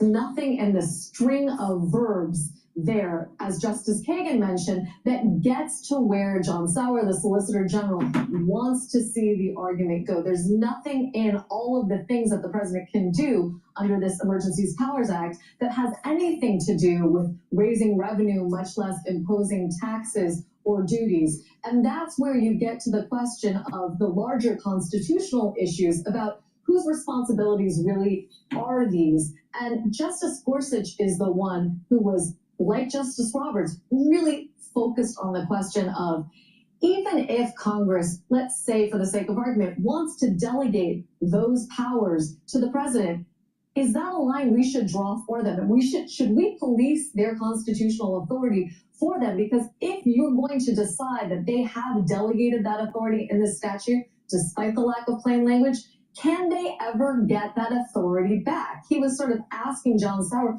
wouldn't they have to have a veto-proof majority, essentially, to redo an interpretation of this law? If we decide that the president can tariff under this law, and Congress decides that's not what we intended at all, don't they have to survive through a veto-proof majority to get that changed? And John Sauer, really struggled with that as well. Yeah, I'm curious. The portions of the hearing I talked about, the portions I didn't hear as much about were lines of questions about the administration's really specious use of the word emergency, of the term emergency. This is a president who is claiming that when he gets pissed off while he's watching the World Series because there's a commercial about Ronald Reagan, that constitutes an emergency, and the next day he can jack up tariffs on Canada. This is a president who can get angry because his political ally who tried to overthrow an election in Brazil is actually being tried. And so he gets angry at judges down there and then jacks up tariffs to 50%. That's his emergency. It has nothing to do with anything that's in this statute. I'm curious, did they press the Solicitor General on that point? Not so hard. Justice Kagan mentioned it at one point. And I think the reason they didn't mention it, despite its appeal to just common sense, right, is that there's an easier way out of this. Justice Barrett is sort of known on the court right now for being the person who seeks a solution that as many people as possible can glom onto, and that solves a problem before the court and as few steps as possible with as few repercussions as possible. deciding the issue squarely before her and nothing more. And right now, I think the easiest way to resolve this dispute is on that plain language of what does it mean to regulate importation. If the authority that the president is seeking is nowhere in the statute to begin with, Joe, then you don't even have to have that conversation about whether or not there is an emergency, much less a conversation about how much deference is the president owed when he alone has authority under a statute to decide whether there's that emergency. So, Steve, justices expressed some skepticism, but we don't know how they'll rule, not yet. But let's say, for the sake of argument, they do say the president does not have the authority to impose these tariffs. They have to go away. What we've heard from Trump blustering, well, that will crush the American economy if that's the case. Can you tell us what will actually happen? Well, it's going to be a big mess. First of all, we don't know how they're going to rule, but the prediction markets, for what it's worth, think there's over an 80% chance that the president's going to lose. So then you come to at least two, maybe more implications for us. One is the tariffs have been bringing in a significant amount of revenue, $200 billion in the government fiscal year that just ended, projected $300 billion in the fiscal year that just started. And so maybe nobody cares about the deficit, but that is revenue. The second question is, what do you do? Right. Does the court order that this money be refunded? You'd think that if money was taken illegally from companies or individuals, they should get it back. But unwinding that and figuring out who gets what money, you can even begin to imagine what that does. The third thing that is going to be an unbelievable mess is that Trump went off and did all these trade deals using these tariffs as his bargaining chip with the Europeans, with whomever. And so all those other countries are going to say, well, wait a minute, if you don't even have the authority to use the weapon that you were using to get us to do this deal, then we're out of here and no more deal. And you get to go start all over again. There's nothing that business hates more than uncertainty. And business has now been planning around a set of tariffs in terms of moving some production back here, doing this, that, and the other thing. And now they're going to have to figure out what to do next. It could be weeks or months before we even know what this decision is. And so he has basically taken the ball and kind of thrown it in the grandstand up, and there will be significant economic consequences of all of it. So, Chris Matthews, given the message that you would think Republicans in Congress would have received this week, do they have a role in this? Do they perhaps act in a way that they haven't before on this and other issues, given the message that it appears they're getting from the American citizens? You know, at the very time that people are rallying against no kings in this country, we don't need a king. We got rid of that 250 years ago, and we're celebrating that next year. No kings. And then Trump is trying to become king. If you look at this attempt to grab the authority over tariffs from the U.S. Congress, that is a king move. He wants to be the power man to decide on all taxes involving imports. He's clearly up to that, and he also is doing it with the filibuster. Everything Trump is doing is to grab more power and to become a king.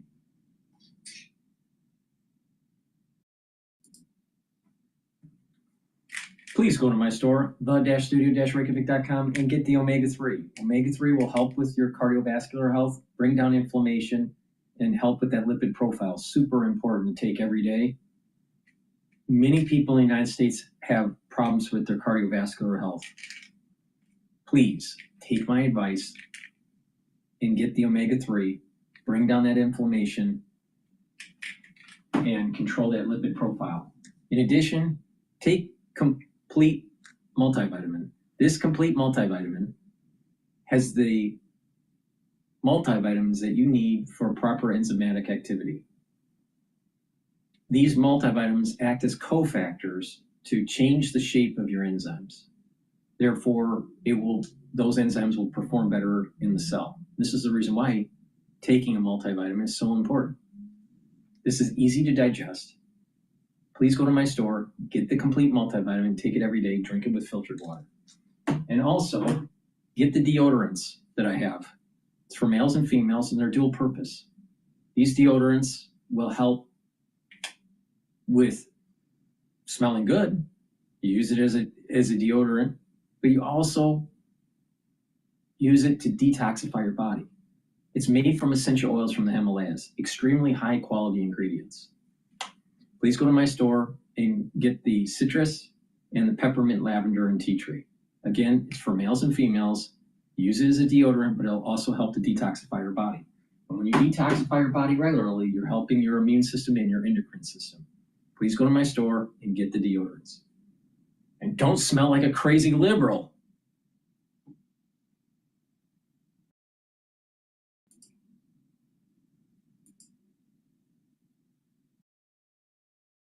Amazing. Amazing. All right, let's listen into CNN.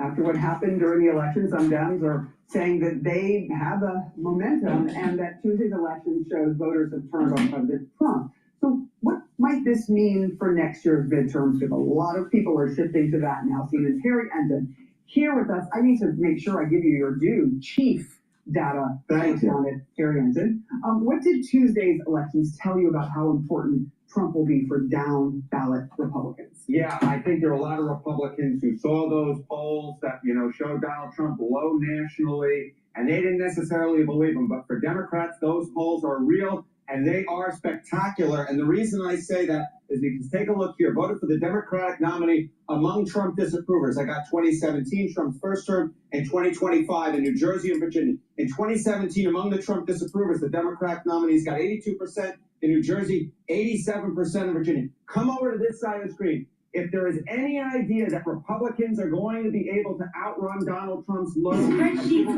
this says, nah. They're going to be like impalas getting chased down in the African desert by a big lion. Look at this. 93% of Trump disapprovers voted for the Democratic nominee in New Jersey, and 92% voted for them in the great Commonwealth of Virginia. The bottom line is this. What those results on Tuesday night showed us is that Donald Trump is absolutely a drag on Republican candidates in New Jersey and Virginia, likely nationwide. If you're in a state where Donald Trump is underwater, you are in big, big trouble. What does this mean nationally, though? Because that is what people are really going to be concentrating on now when we look forward to 2026 and the midterm. Yeah, okay. So the big question is, what does it mean nationally, as you said, Sarah? Well, I mean, at this particular point, Donald Trump is at term two lows nationally in terms of his net approval rating. Look at this. These are polls that are out this week. Look at CNN. He was 26 points underwater. CBS, 18 points underwater. ABC, 18 points underwater. The NBC Hart Public Opinion Strategies poll, he was 12 points underwater. My goodness gracious, he's down there with the Titanic, and this is what is turning in for the Republican Party. That result on Tuesday night was a Titanic proportion, just absolutely awful result. New Jersey, Virginia, Pennsylvania, in terms of those judgeships, those Supreme Court judgeships, essentially, retaining those judges. All the Democratic line candidates won. Democrats won their first statewide races that weren't federal in Georgia for the first time in a generation. What we are talking about at this particular point is Donald Trump is absolutely a drag. I spoke about it on Monday. That's what we thought was going to happen, and that is exactly what did happen.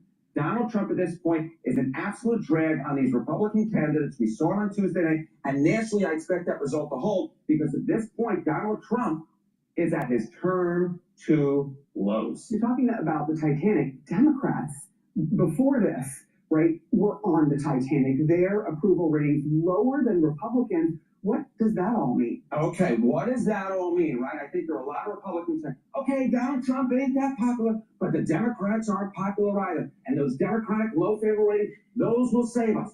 Well, we had a test of that on Tuesday night. So what do we see here? Okay, vote for the Democratic nominee. View neither party favorably. Here's the margin. Look at this in New Jersey. If you viewed neither party favorably in New Jersey, Mikey Sherrill won that vote by 66 points. How about in Virginia? Abigail Spanberger won that vote by 56 points. It doesn't necessarily matter, it turns out, that the Democrats have viewed that unfavorably, because amongst those who like neither party, the Democrats ran away with it. I started off with a running analogy, talking about the African desert. These folks are like Usain Bolt. Despite the fact that Donald Trump despite the fact that Democrats have viewed unfavorably, Democrats are like Usain Bolt, because Donald Trump is like a rocket fuel, and they're able to run away from the pack, and I think Usain Bolt would leave both of us in the dust. You are also like rocket fuel, and you can just run on out of here after that good segment. See you, Harry. See ya. I don't think it was good for Republicans. I don't think it was good. I'm not sure it was good for anybody. But we had an interesting evening, and we learned a lot. I thought we'd have a discussion after the press leaves about what last night represents and what we should do about it, and also about the shutdown, how that relates to last night. My panel is back. David Chalian, I don't remember ever hearing Donald Trump even come close to eating crow. I'm not saying he ate crow, but he came closer than I've ever heard in that soundbite. Or at least he thought the Republican senators he was talking to should be eating some crow. If he was not willing to step up to eat any, he clearly realized his party does have a problem here on the shutdown. And he was tying that, in the days before the election, he's been urging them to change the filibuster rules. And he's been seeing this shutdown as a real political problem. There is no doubt that that was an overlay of what happened, but so too has been the last 10 months of Trump's second term. That also is a major overlay of what was happening and voters responding. And we asked, Dan, and we say, was Trump a factor in your vote in New Jersey and Virginia? Now, for roughly half of voters in those states, they say no, he wasn't a factor. But when he was a factor, it was 2-1 in opposition. He drove a lot of the Democratic turnout that we saw yesterday. Yeah, Dan, your point about the way the president is accepting or deflecting blame, I think one of the biggest differences between Trump and other presidents is that he is more than happy to blame his own party as long as it's not him, right? It's not, that's why what he said about the shutdown was so remarkable, where, Democrats had a great night. If anything, they've been, handed the opportunity to dig in. If you really dive into what he said, all right, 50% of the people didn't think that Trump was a factor in their vote. But the ones that did think it was a factor, it was 2-1. Now, what does that really mean in terms of percentages? 50% thought that their vote was due to Trump. Their feelings about Trump. 50%. Or let me rephrase it. 50% thought that Trump was a factor.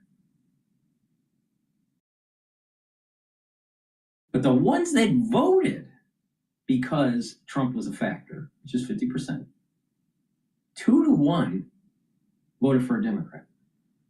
If I understood him correctly. So we're talking about roughly 25%. So 75% didn't really care.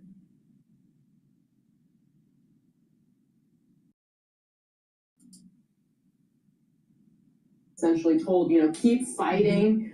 The president could, have dug in as well. But what I was hearing from sources, Republicans were like, this is going to mean that people are going to start to give. They're going to start to figure out a way out of this. Okay, so maybe the right way to say it is that he didn't eat crow, but he served it to them. There you go. Dylan, nice to see you. Nice to see you as well. This isn't just about the governor's races or the mayor's race in New York or even Prop 50 in California. This went so wide and so deep, way down ballots. Virginia, the blue wave went to the state house. In Georgia, 2 seats on the Georgia Public Service Commission were flipped.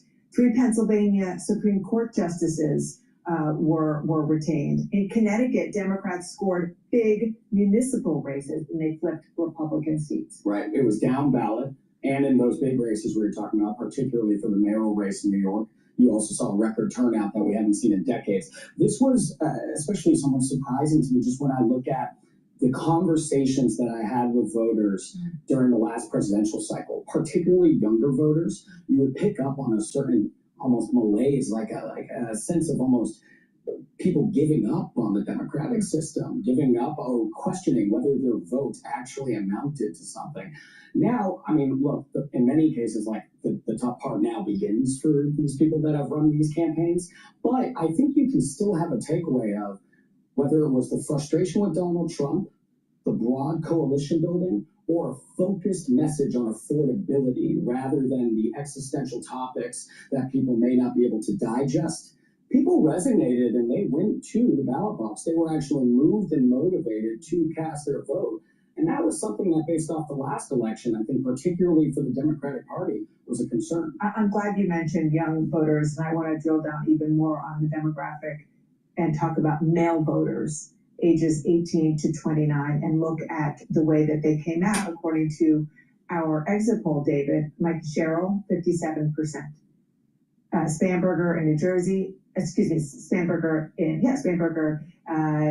in Virginia, was a long night, 56%. Mamdani, 68%, and then compare it to 2024 nationwide, 58% for Donald Trump. Yeah, and again, nationwide is not these bluer places, right? So there's some of that, but I mean, Mamdani courted this cohort of young men. I think he won them by 40 points against Andrew Cuomo. Again, inside that very blue territory, but it is still revealing.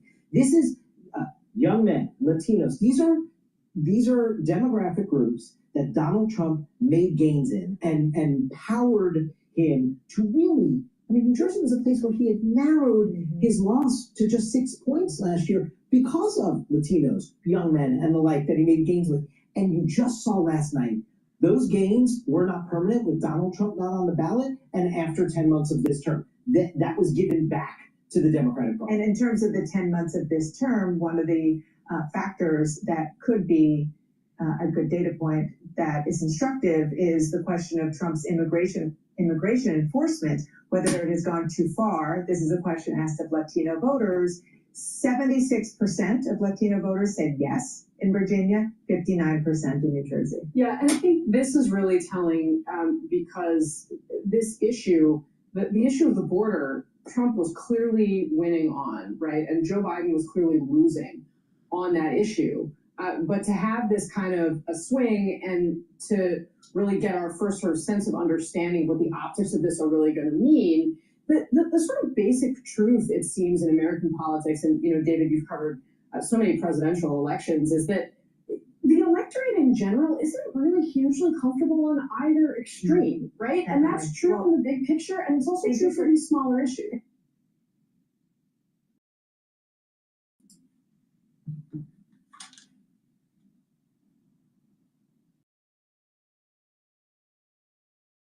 Please go to my store, the-studio-reykjavik.com, and get the resveratrol. Resveratrol is something I've been taking for decades. This will help to soak up free radicals, help with the health of your mitochondria, boost up your energy levels, your cellular metabolism will improve.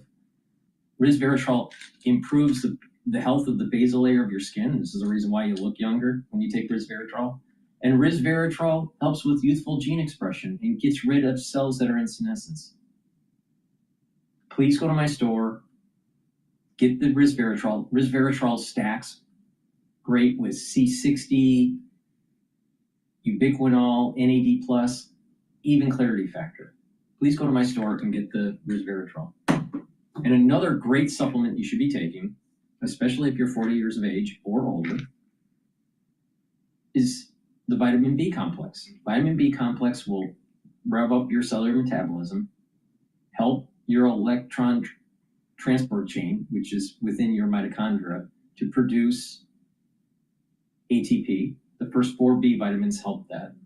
And vitamin B complex has B12, which will help protect your neurons. And like I said, as you get older, you're going to need to protect your neurons. So please go to my store, the-studio-reykjavik.com, get the vitamin B complex and the resveratrol, help with your neurons, and slow down the aging process. Please go to my store, the-studio-reykjavik.com. Let's listen into Bloomberg here. 40 airports where they're talking about cutting capacity. CBS News had a list of them out earlier, and there's some very familiar places. I wouldn't want to be in Teterboro by the time that's done, but you wonder if this starts to break the back here, because that could be an area in which the blame starts to shift. And that's certainly what did it during the last shutdown, what was previously the longest shutdown, the 35-day closure between 2018 and 2019. It was those flight delays and the staffing shortages at major airports that did it, that moved Trump to negotiate with Democrats and ultimately end the shutdown. But what we are seeing so far are both parties standing firm on this. Democrats' ask is a fairly narrow one with the ACA subsidies and extending them. But that comes with a steep price tag. In the Senate, that's more likely to get a vote. But in the House, Speaker Johnson has said no way. He doesn't want to vote on this.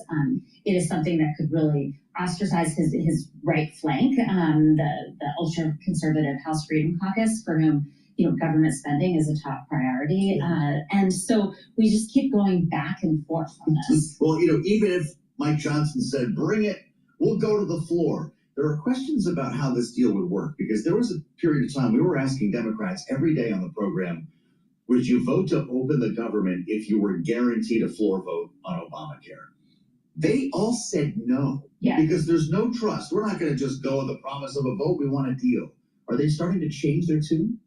So it depends on who you talk to. Somebody like Chris Murphy from Connecticut, who has really been out there. Right? Yes, yeah. He's a definite no, unless they can actually extend these ACA subsidies. But then you have people like Jeanne Shaheen or even Tim Kaine from Virginia, who has a lot of federal workers who are going without pay in his state, who we're starting to see soften on this. But I think you hit the nail on the head when you use the word trust, and it certainly comes down to that. Senate Democrats don't trust Speaker Johnson that he would actually bring this to the floor. And Speaker Johnson said as much today. He said, no, he would not promise a vote on this. So it is, we continue to be at the stalemate. We do see some areas softening. I will say our budget reporter who's often on your program, Eric Wasson, the last time I asked him what his What's Wasson got for us? He says November 22nd, and he's usually an optimist on these things. The day after the current CR expires, they need to rewrite this thing no matter what happens. Yes. How long does that take? Can they just change a date on this paper and sign it? Well, certainly the Senate could change the date on the paper and sign it. Then the House comes back. But the House has to come back. They've been home since September 19th, and Johnson has said he's giving them 48 hours to get back to Washington. And you layer on, oh, by the way, flights are getting cut. Getting on a plane, guys. Yeah, this becomes extremely complicated to get people back to Washington. We're going to need a congressionally chartered jet to fly around and pick everyone up. Maybe they can use AutoPen. You can't do that in Congress. So this cut of flight capacity is said to be in the name of safety, right? There have been questions about whether this is in fact an additional layer of pressure the administration is putting on under the guise of safety to get people to the table. You extend that. If you read all the tip sheets and talk to people on the Hill today, Republicans are worried that Donald Trump's going to reach out to Hakeem Jeffries and Chuck Schumer himself and cut a deal. Is that even within the realm of possibilities? That's certainly what Chuck Schumer and Hakeem Jeffries would like. They would. And I do think that Trump's instinct naturally is to strike a deal. And that is why we keep seeing Jeffries and Schumer say, let us at him, let us talk to him. And they are being kept at bay. Democrats widely see Trump as Republicans' closer on this. But I do think it doesn't necessarily necessitate a meeting between, Democratic leaders and the president. Trump could just give an order to Speaker Mike Johnson, hey, hold a vote on the ACA subsidies. And that might be enough to unlock a deal. But that has not happened yet. We got news today about Nancy Pelosi. Yes. Pretty remarkable, the high production values and a sort of documentary style video announcement. Is that a scary moment for Hakeem Jeffries in the middle of this standoff to have his mentor go away? I don't think so. I think that it was widely considered likely that Nancy Pelosi would step aside or would retire at the end of this Congress. She would go out on a high note, of course, with Proposition 50, sort of her last stand, the redistricting in California. That passed widely in the state, and she was at the helm of that along with Governor Newsom. And she has, already stepped back from leadership. Jeffries has been in leadership now since 2022. So he has sort of had her guide him, the last several years. So no, I don't think that it is likely a scary moment for him. And it is a safe Democratic seat, of course, in San Francisco. Well, she's a phone call away, and I'm sure she's not going to be a stranger to Washington. But what's she been doing? I was always kind of confused by the decision to put the gavel down, but continue as essentially a rank and file member of the House. Was it simply her love of the institution, or was she actually working behind the scenes with leadership? I think it probably a mixture of the two. She definitely was not out in front and center. And she ceded the limelight to Jeffries, who has been having regular press conferences, daily press conferences on the shutdown, and certainly led the Democratic resistance to the One Big Beautiful Bill. But Nancy Pelosi was always kind of waiting in the shadows, ready to, strike a punch as needed. Certainly there is no better tactical politician than Pelosi. Yeah. And she was deployed throughout the last several years on that front and taking on Trump. Yes, and of course, we cannot downplay her role in the 2024 election and getting Biden to step down and Harris to run. Wait, wow, what a legacy. How many times are we going to see the video today of her tearing up the State of the Union? That's going to be on all the news shows tonight, right? Megan, thank you. Thank you. When we find a path to freedom, I'm sure we'll be talking about it. She runs our Capital Influence team here in Washington, D.C., and they have been awfully busy lately trying to read the tea leaves with the government closed. We'll have more on this coming up. While we assemble our political panel, straight ahead here on Balance of Power, much more to follow. We'll speak with Congresswoman Haley Stevens from Michigan. The Democrat will bring us her view on the shutdown coming up at the top of our next hour. There's much more to follow here on Balance of Power, and it's only on Bloomberg Radio. Please go to my store, the-studio-reykjavik.com, and get the drops and the lozenges for the fall and winter season. Be prepared. You never know when you contract something, and you may need to mitigate it. You can get it in honey and lemon, cherry flavor, and also in blueberry. You can also get the lozenges in elderberry zinc. Please go to my store, the-studio-reykjavik.com. Use discount 5 to get $5 off. Get a few bags for your household. Get the lozenges and the drops. And be prepared for the fall and the winter season.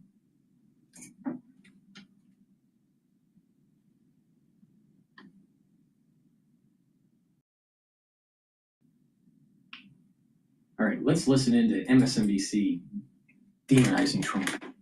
Finance the old way. Finance the rent way.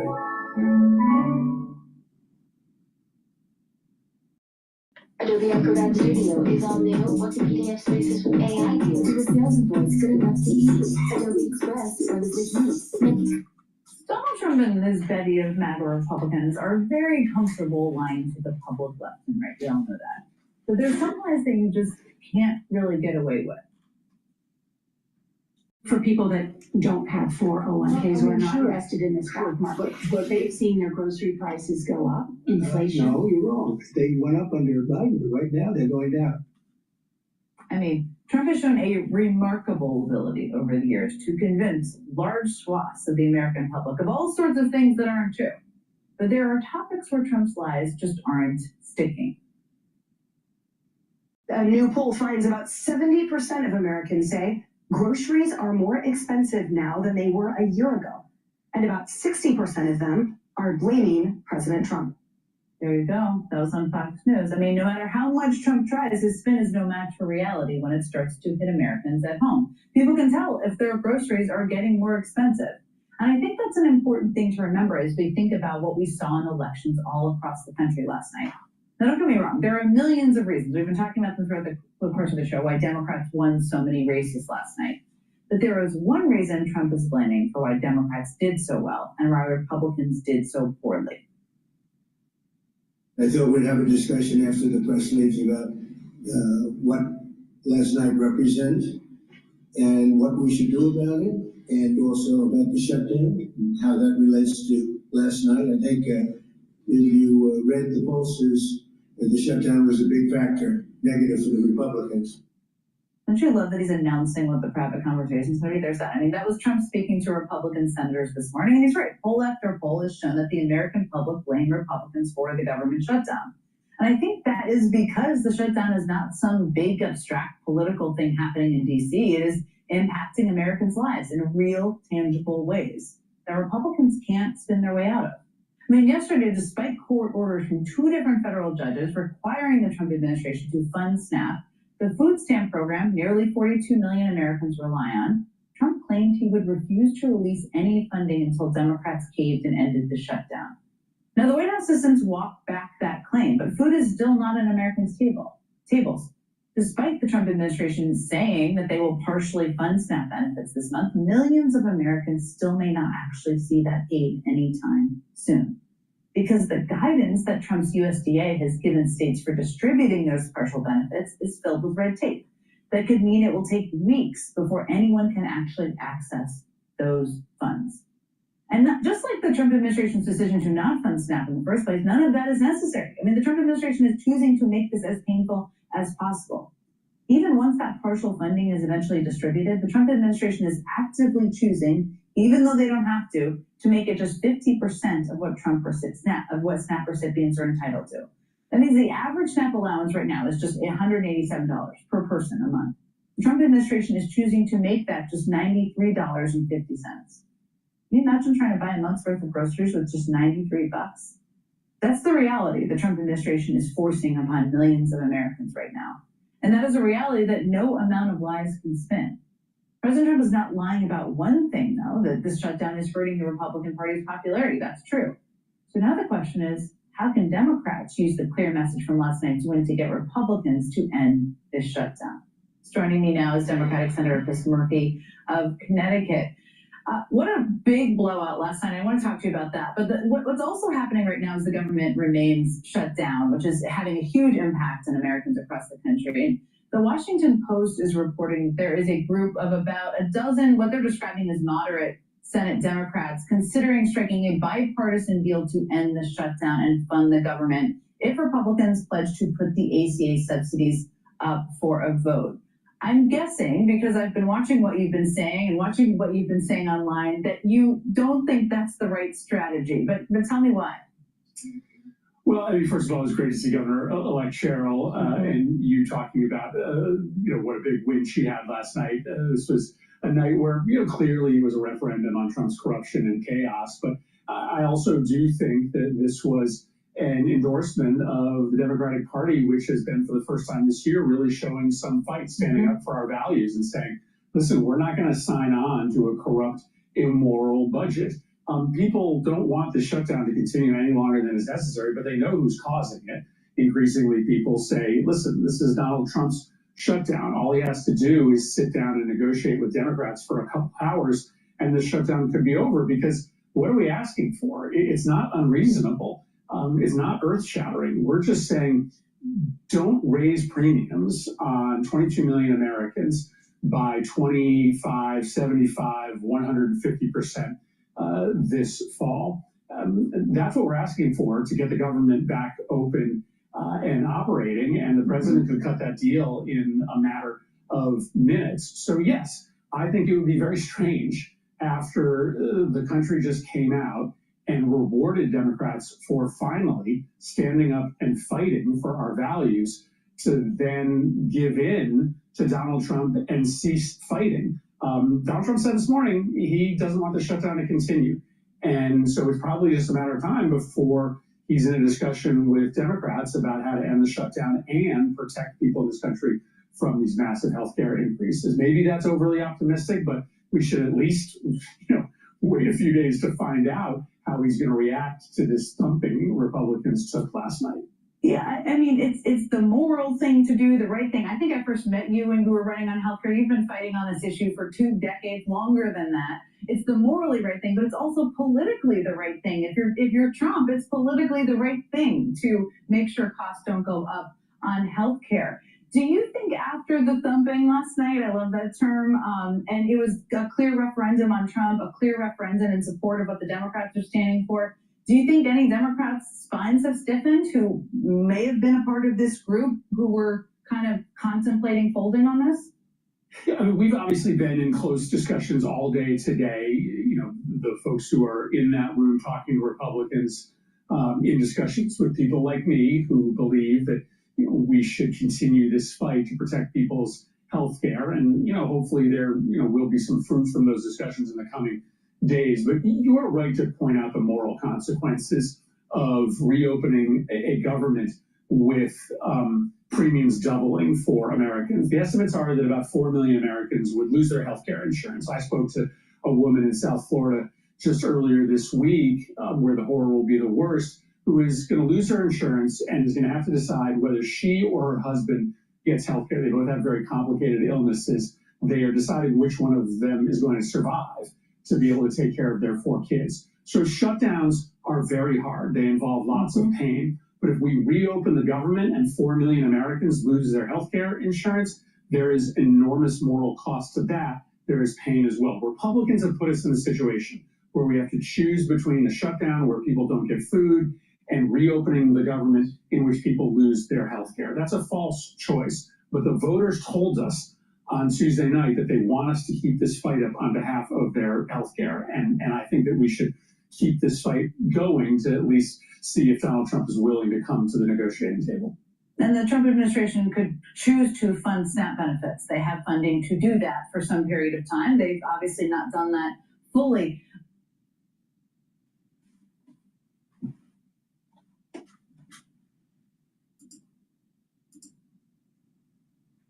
Let it now that the slogan of my very first campaign in 1987 was, "A voice that will be heard." And it was you who made those words come true.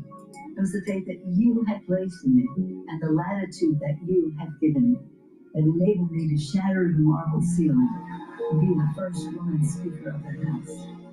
His voice would certainly be heard. That is why I want you, my fellow San Franciscans, to be the first to know. I will not be seeking re-election to Congress. Looking directly into the camera to make the announcement. Good riddance. The emotional music playing. Get ready for a whole new round of retrospectives on Nancy Pelosi, which we already saw when she decided to step down as Democratic leader and, of course, Speaker of the House. Let's start there with our political panel today because it falls against the backdrop, of course, of a government shutdown that has now into record territory. This is day 37. If you've been to the airport, you don't need me to tell you what's going on. Never mind SNAP recipients and the rest. This is starting to interfere life in America. And you wonder what Hakeem Jeffries might be able to do to end this without Nancy Pelosi leading Democrats in the House.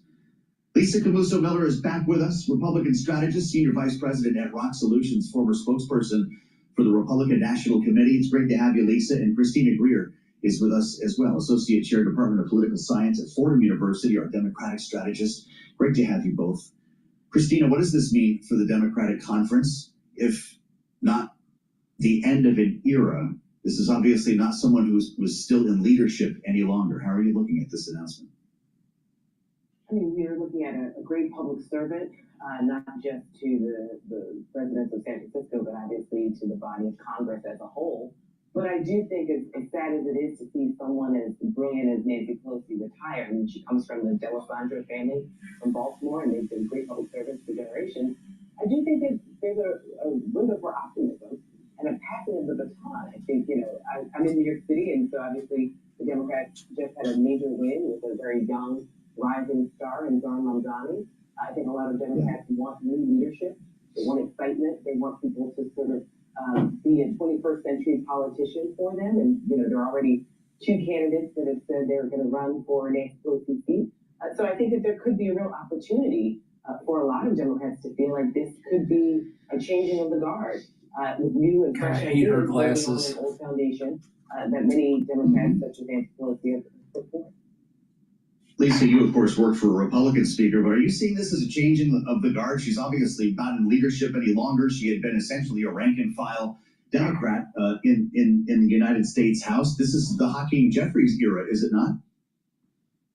Oh, yeah, for sure. But you have to believe that the legacy of Nancy Pelosi will long live on. I mean, she has been and set remarkable markers for everyone that will come after her in terms of successes as it relates to securing the majority, to message discipline, to all of the legacies that she leaves behind. People over and over again, and by people I mean elected officials and those in the House and around the country, have underestimated the power that she really holds and the remarkable amount of talent and direction that she has provided for this conference. So I have to believe that they will miss her being there, and I hope that they take a lot of lessons from what it is she has taught them in terms of how to get back into the place where they are in the majority again.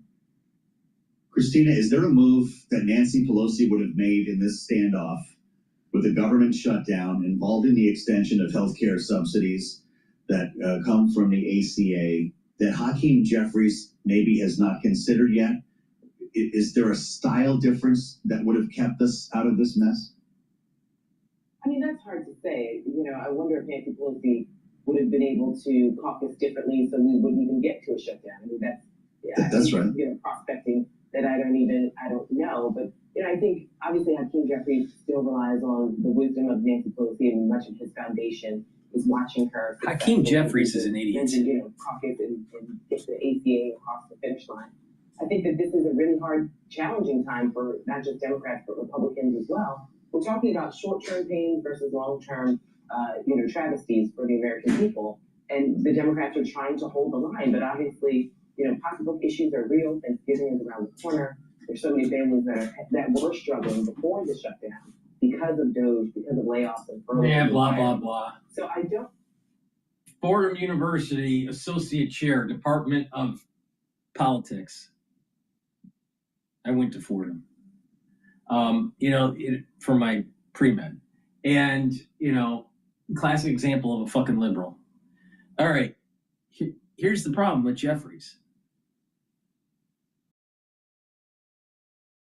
He doesn't have the smarts like Nancy Pelosi.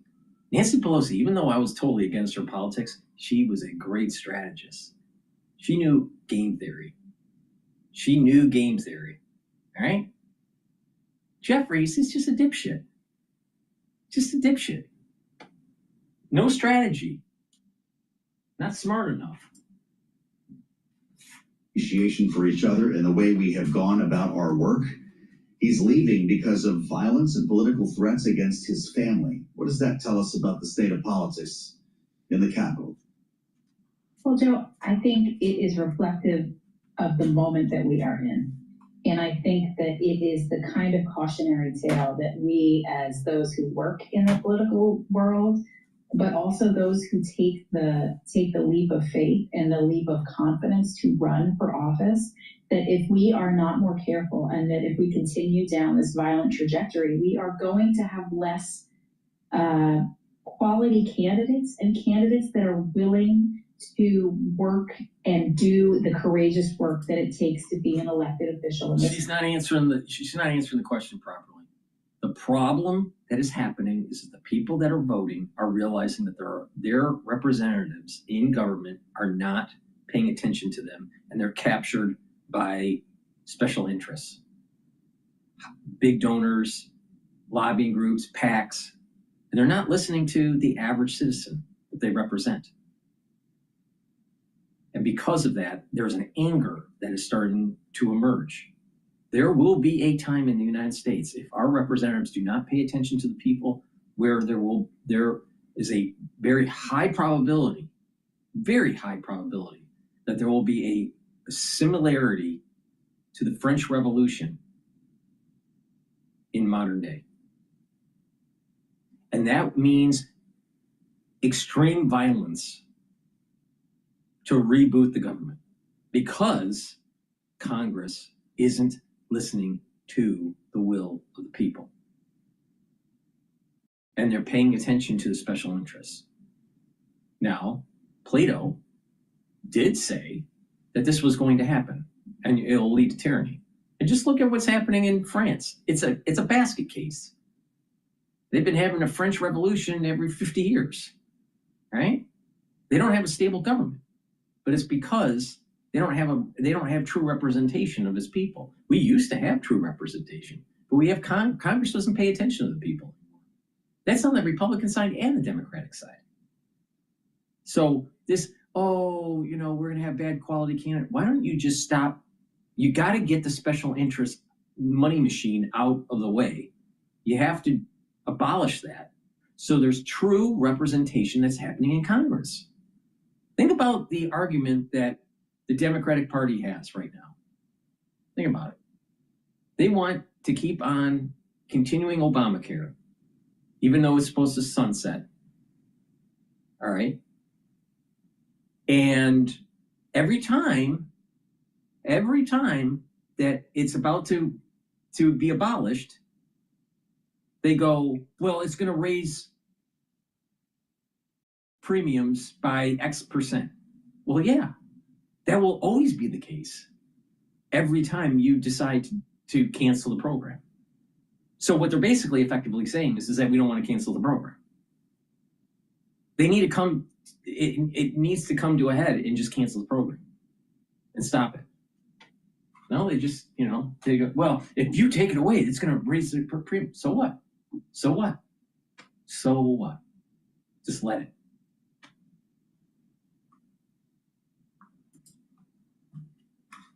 I get some people that want to really negotiate in good faith, but we've seen so many Republican senators recognize that they've been in office for several years, several terms, and they just cannot deliver for their constituents the way they once did because of the shadow of the dangers that can be unleashed on them by someone from their own party. The shadow of the dangers that could be unleashed upon them. This is the conversation we're having in November of 2025. Great panel today. Christina, thank you. Lisa, of course, thank you. They'll be back in our second hour here on Balance of Power as we anticipate. But the reason is because they're not listening to their constituents. Now, people would say, well, why would you want to raise the premiums for these people that are on Obamacare? Well, the will of the people, they're tired of Congress overspending. We can't afford it anymore. So you just got to cut the programs. Cut. Get that deficit and get the debt down. Cut. Not add, cut.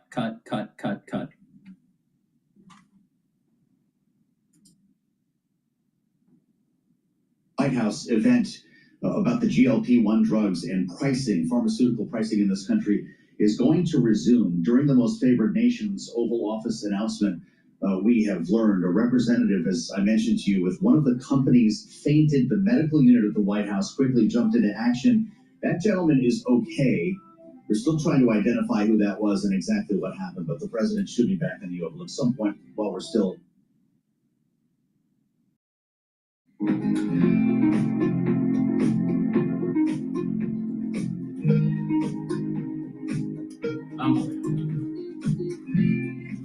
Please go to my store, the-studio-reykjavik.com, and get the ashwagandha root. This will help to control your cortisol levels and your blood glucose levels. Turmeric brings down inflammation and soaks up free radicals. Really important for your immune system and cardiovascular system and brain function. Lignans helps your immune system and endocrine system. Brings down inflammation and soaks up free radicals. Stack these together. It's a powerful stack to slow down the aging process. Because if you bring down inflammation and you control your blood glucose levels and your cortisol levels, voila, you are slowing down the aging process. Please go to my store and get the lignans, the turmeric, and the ashwagandha. It's a very powerful stack. All right, let's take a look at what else is going on.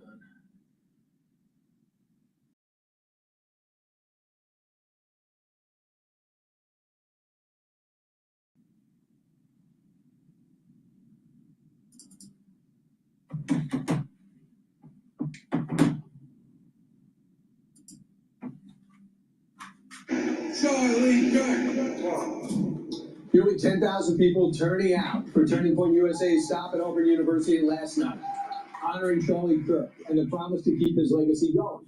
Life in the public eye is one of the challenges Erica Kirk spoke about in an exclusive interview with Jesse Waters. Charlie and I were always very big on, and this was a philosophy he lived by, you protect what you love. We live in a world where children don't even have a childhood anymore.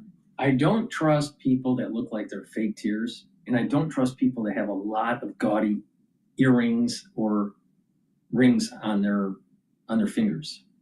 There's something odd about her. Something odd.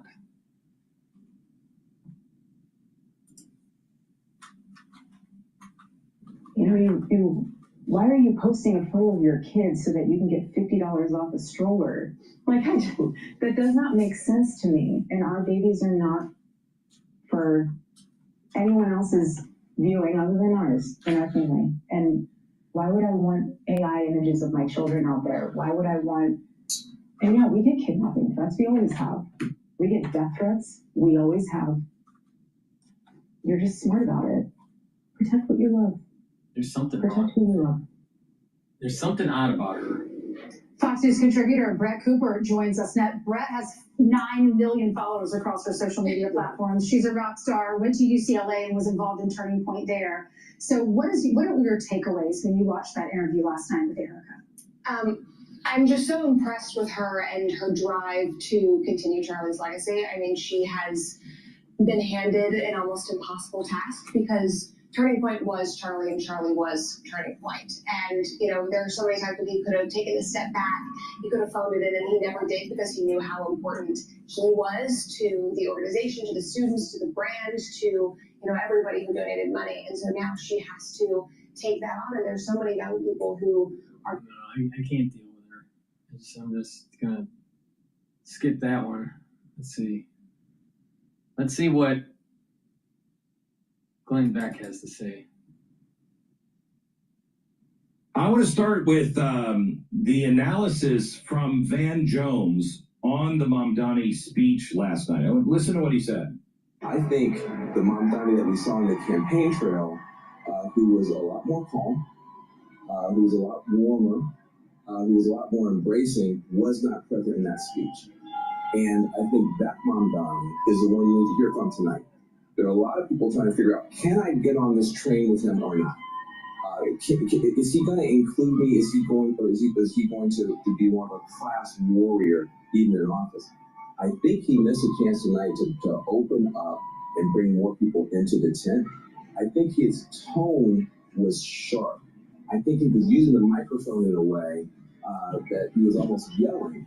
And that's not the Mamdani that we've seen on TikTok and the great interviews and stuff like that. So I felt like there's a little bit of a character switch here where the warm, open, embracing guy that's close to working people was not on stage tonight. There was some other voice on stage. That's how communism always is. Always. Smiley face, everything's going to be great, and then all of a sudden tyranny. And Van Jones should know better. Oh, wait a minute. He kept on pushing buttons and convinced Jeff Bezos that Jeff Bezos had white privilege because he was so wealthy and had to write a $1 million check to Van Jones because Van Jones is such a black intellectual.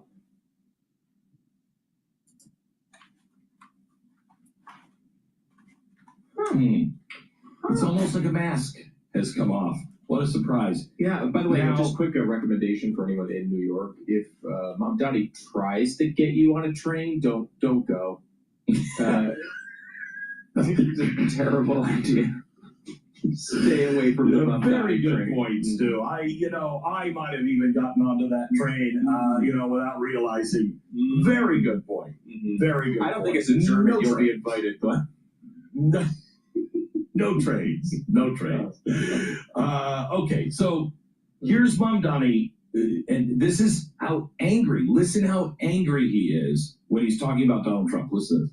So Donald Trump, since I know you're watching, I have 4 words for you. Turn the volume up. It gets curled up on the TV. We will hold landlords to... The people that voted for Mamdani, suicidal empathy. That's exactly what happened. And it's going to destroy the city. Look at that.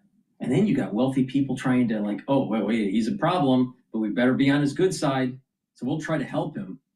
No, the business community should say, hell no, we're going to hold the line and we're going to push back. No, the business community's not doing that. Counts because the Donald Trumps of our city have grown far too comfortable taking advantage of their tenants. he's screaming loud. We need to turn We the will volume put up. an end to the culture of corruption that has allowed billionaires like Trump to evade taxation and exploit tax breaks. Not corruption. Change the tax laws. We will stand alongside unions and expand labor protections because we know, just as Donald Trump does, When working people have ironclad rights, the bosses who seek to extort them become very small indeed. New York will remain a city of immigrants, a city built by immigrants, powered by immigrants. As long as they're legal. You know, being here illegally is illegal.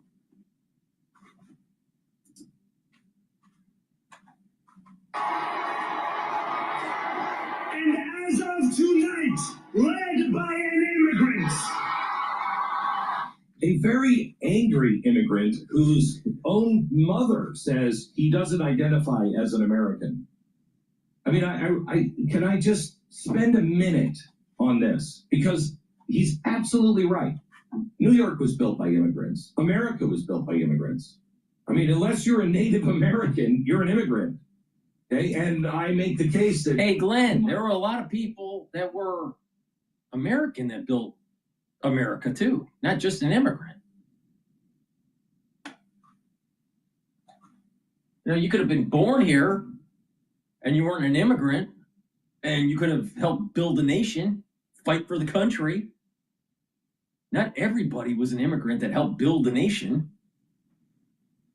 Well, then people would say, well, if they're from Europe, then everybody's an immigrant if you go back far enough. Well, if you go back far enough, everyone's from Africa.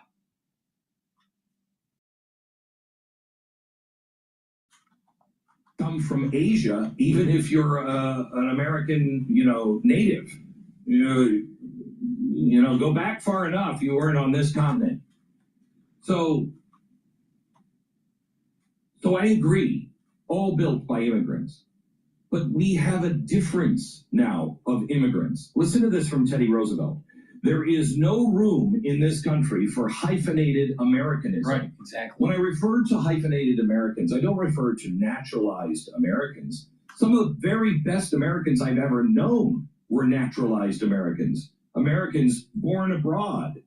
But a hyphenated American is not an American at all. This is just as true of a man who puts native before the hyphen as a man who puts German or Irish or English or French before the hyphen. Americanism is a matter of the spirit and the soul. Our allegiance must be purely to the United States. We must unsparingly condemn any man who holds any other allegiance. Think about this. Think about this in what's happening with the Somali communities.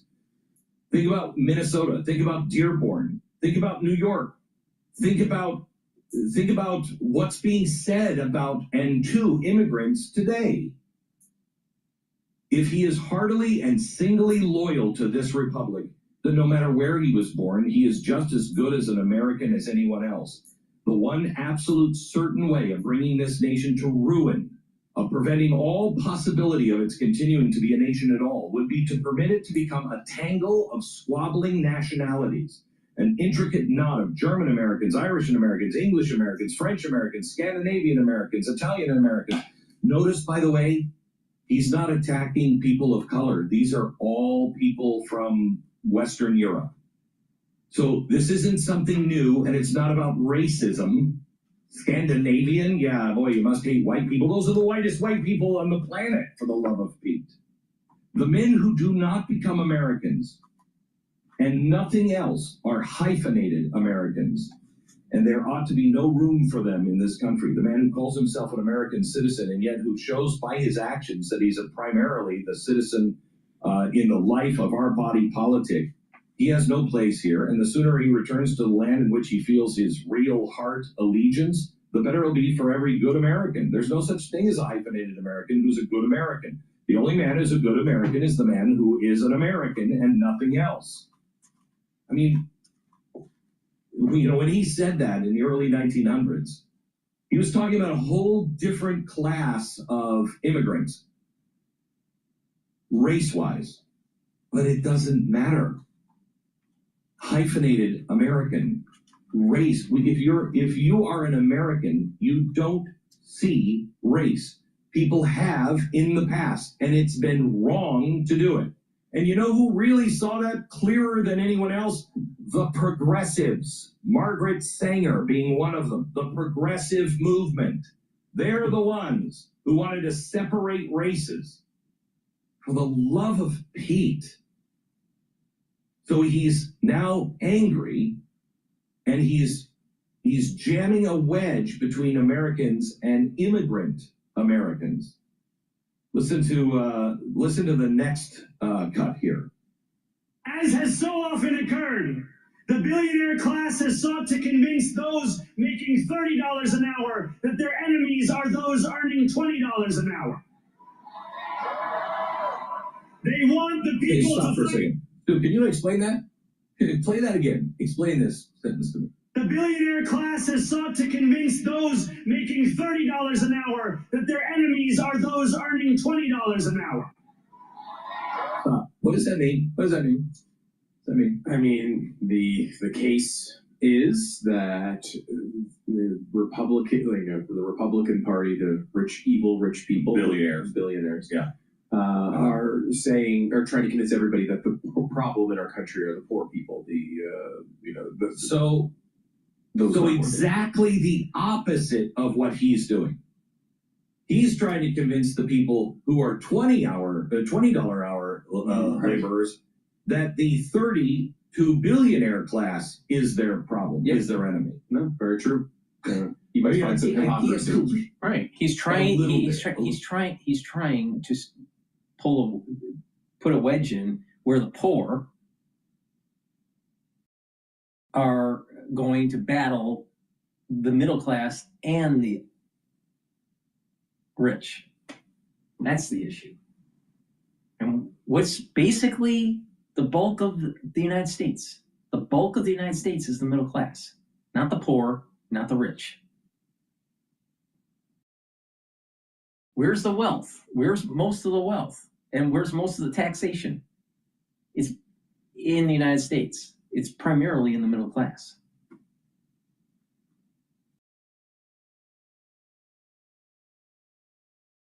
For taxation, let's put it that way, for taxation.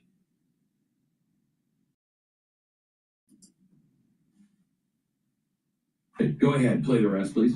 They want the people to fight amongst ourselves so that we remain distracted from the work of remaking a long broken system. We refuse to let them dictate the rules of the game anymore. They can play by the same rules as the rest of us. Yeah, amen. I'm all for that. Together, we will usher in a generation of change. And if we embrace this brave new course, rather than fleeing from it, we can respond to oligarchy and authoritarianism with the strength it fears, not the appeasement it craves. Now he goes on the very next sentence, which we didn't grab. After all, if anyone can show a nation betrayed by Donald Trump how to defeat him, it's the city that gave rise to him. If there is any way to terrify a despot, it's by dismantling the very conditions that allowed him to accumulate power. How did Donald Trump accumulate power? How do you do that? He built capitalism. Capitalism. He accumulated power by making money, by creating businesses, by building, New York. A lot of New York was built by Donald Trump. So that's how he accumulated power. So what he's saying here, you want to talk about the mask coming off, what he's saying here is we have to now dismantle that system of capitalism because that's what gave him power. One last cut, 47, please. After all, if anyone can show a nation betrayed by Donald Trump how to defeat him, it is the city that gave rise to him.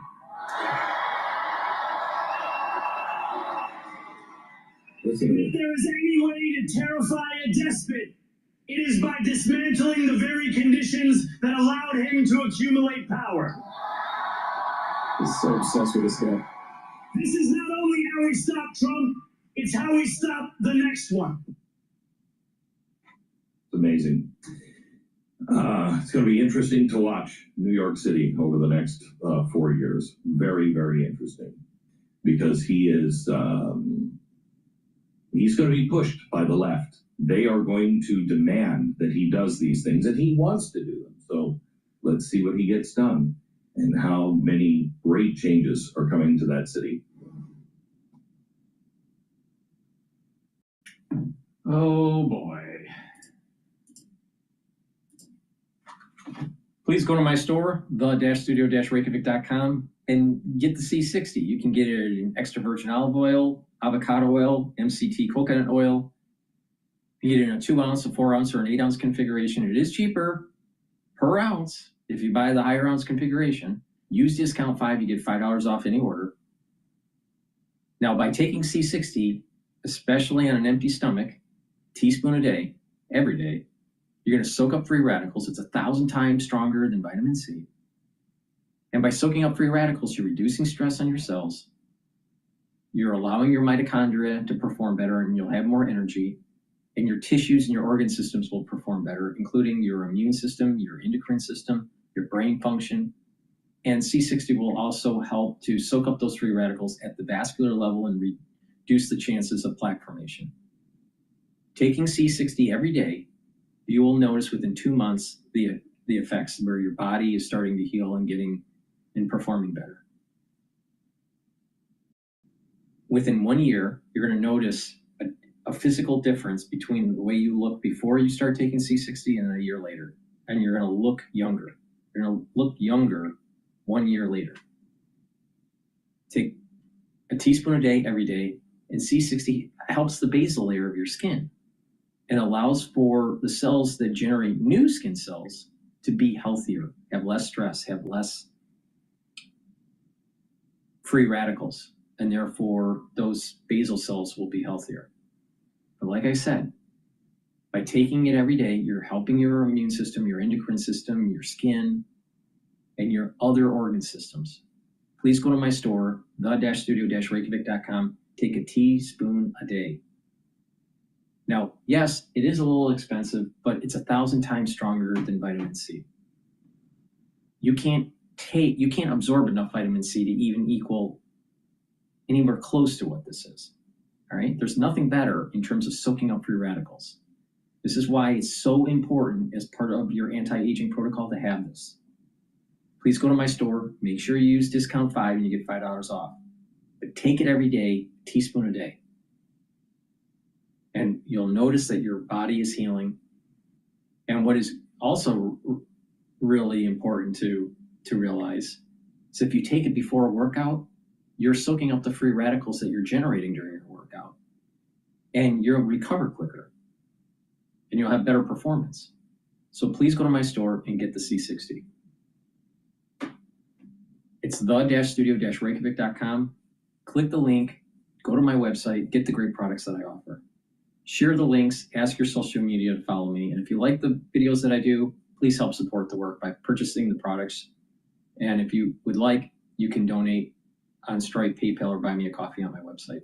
Thank you for listening and have a nice day.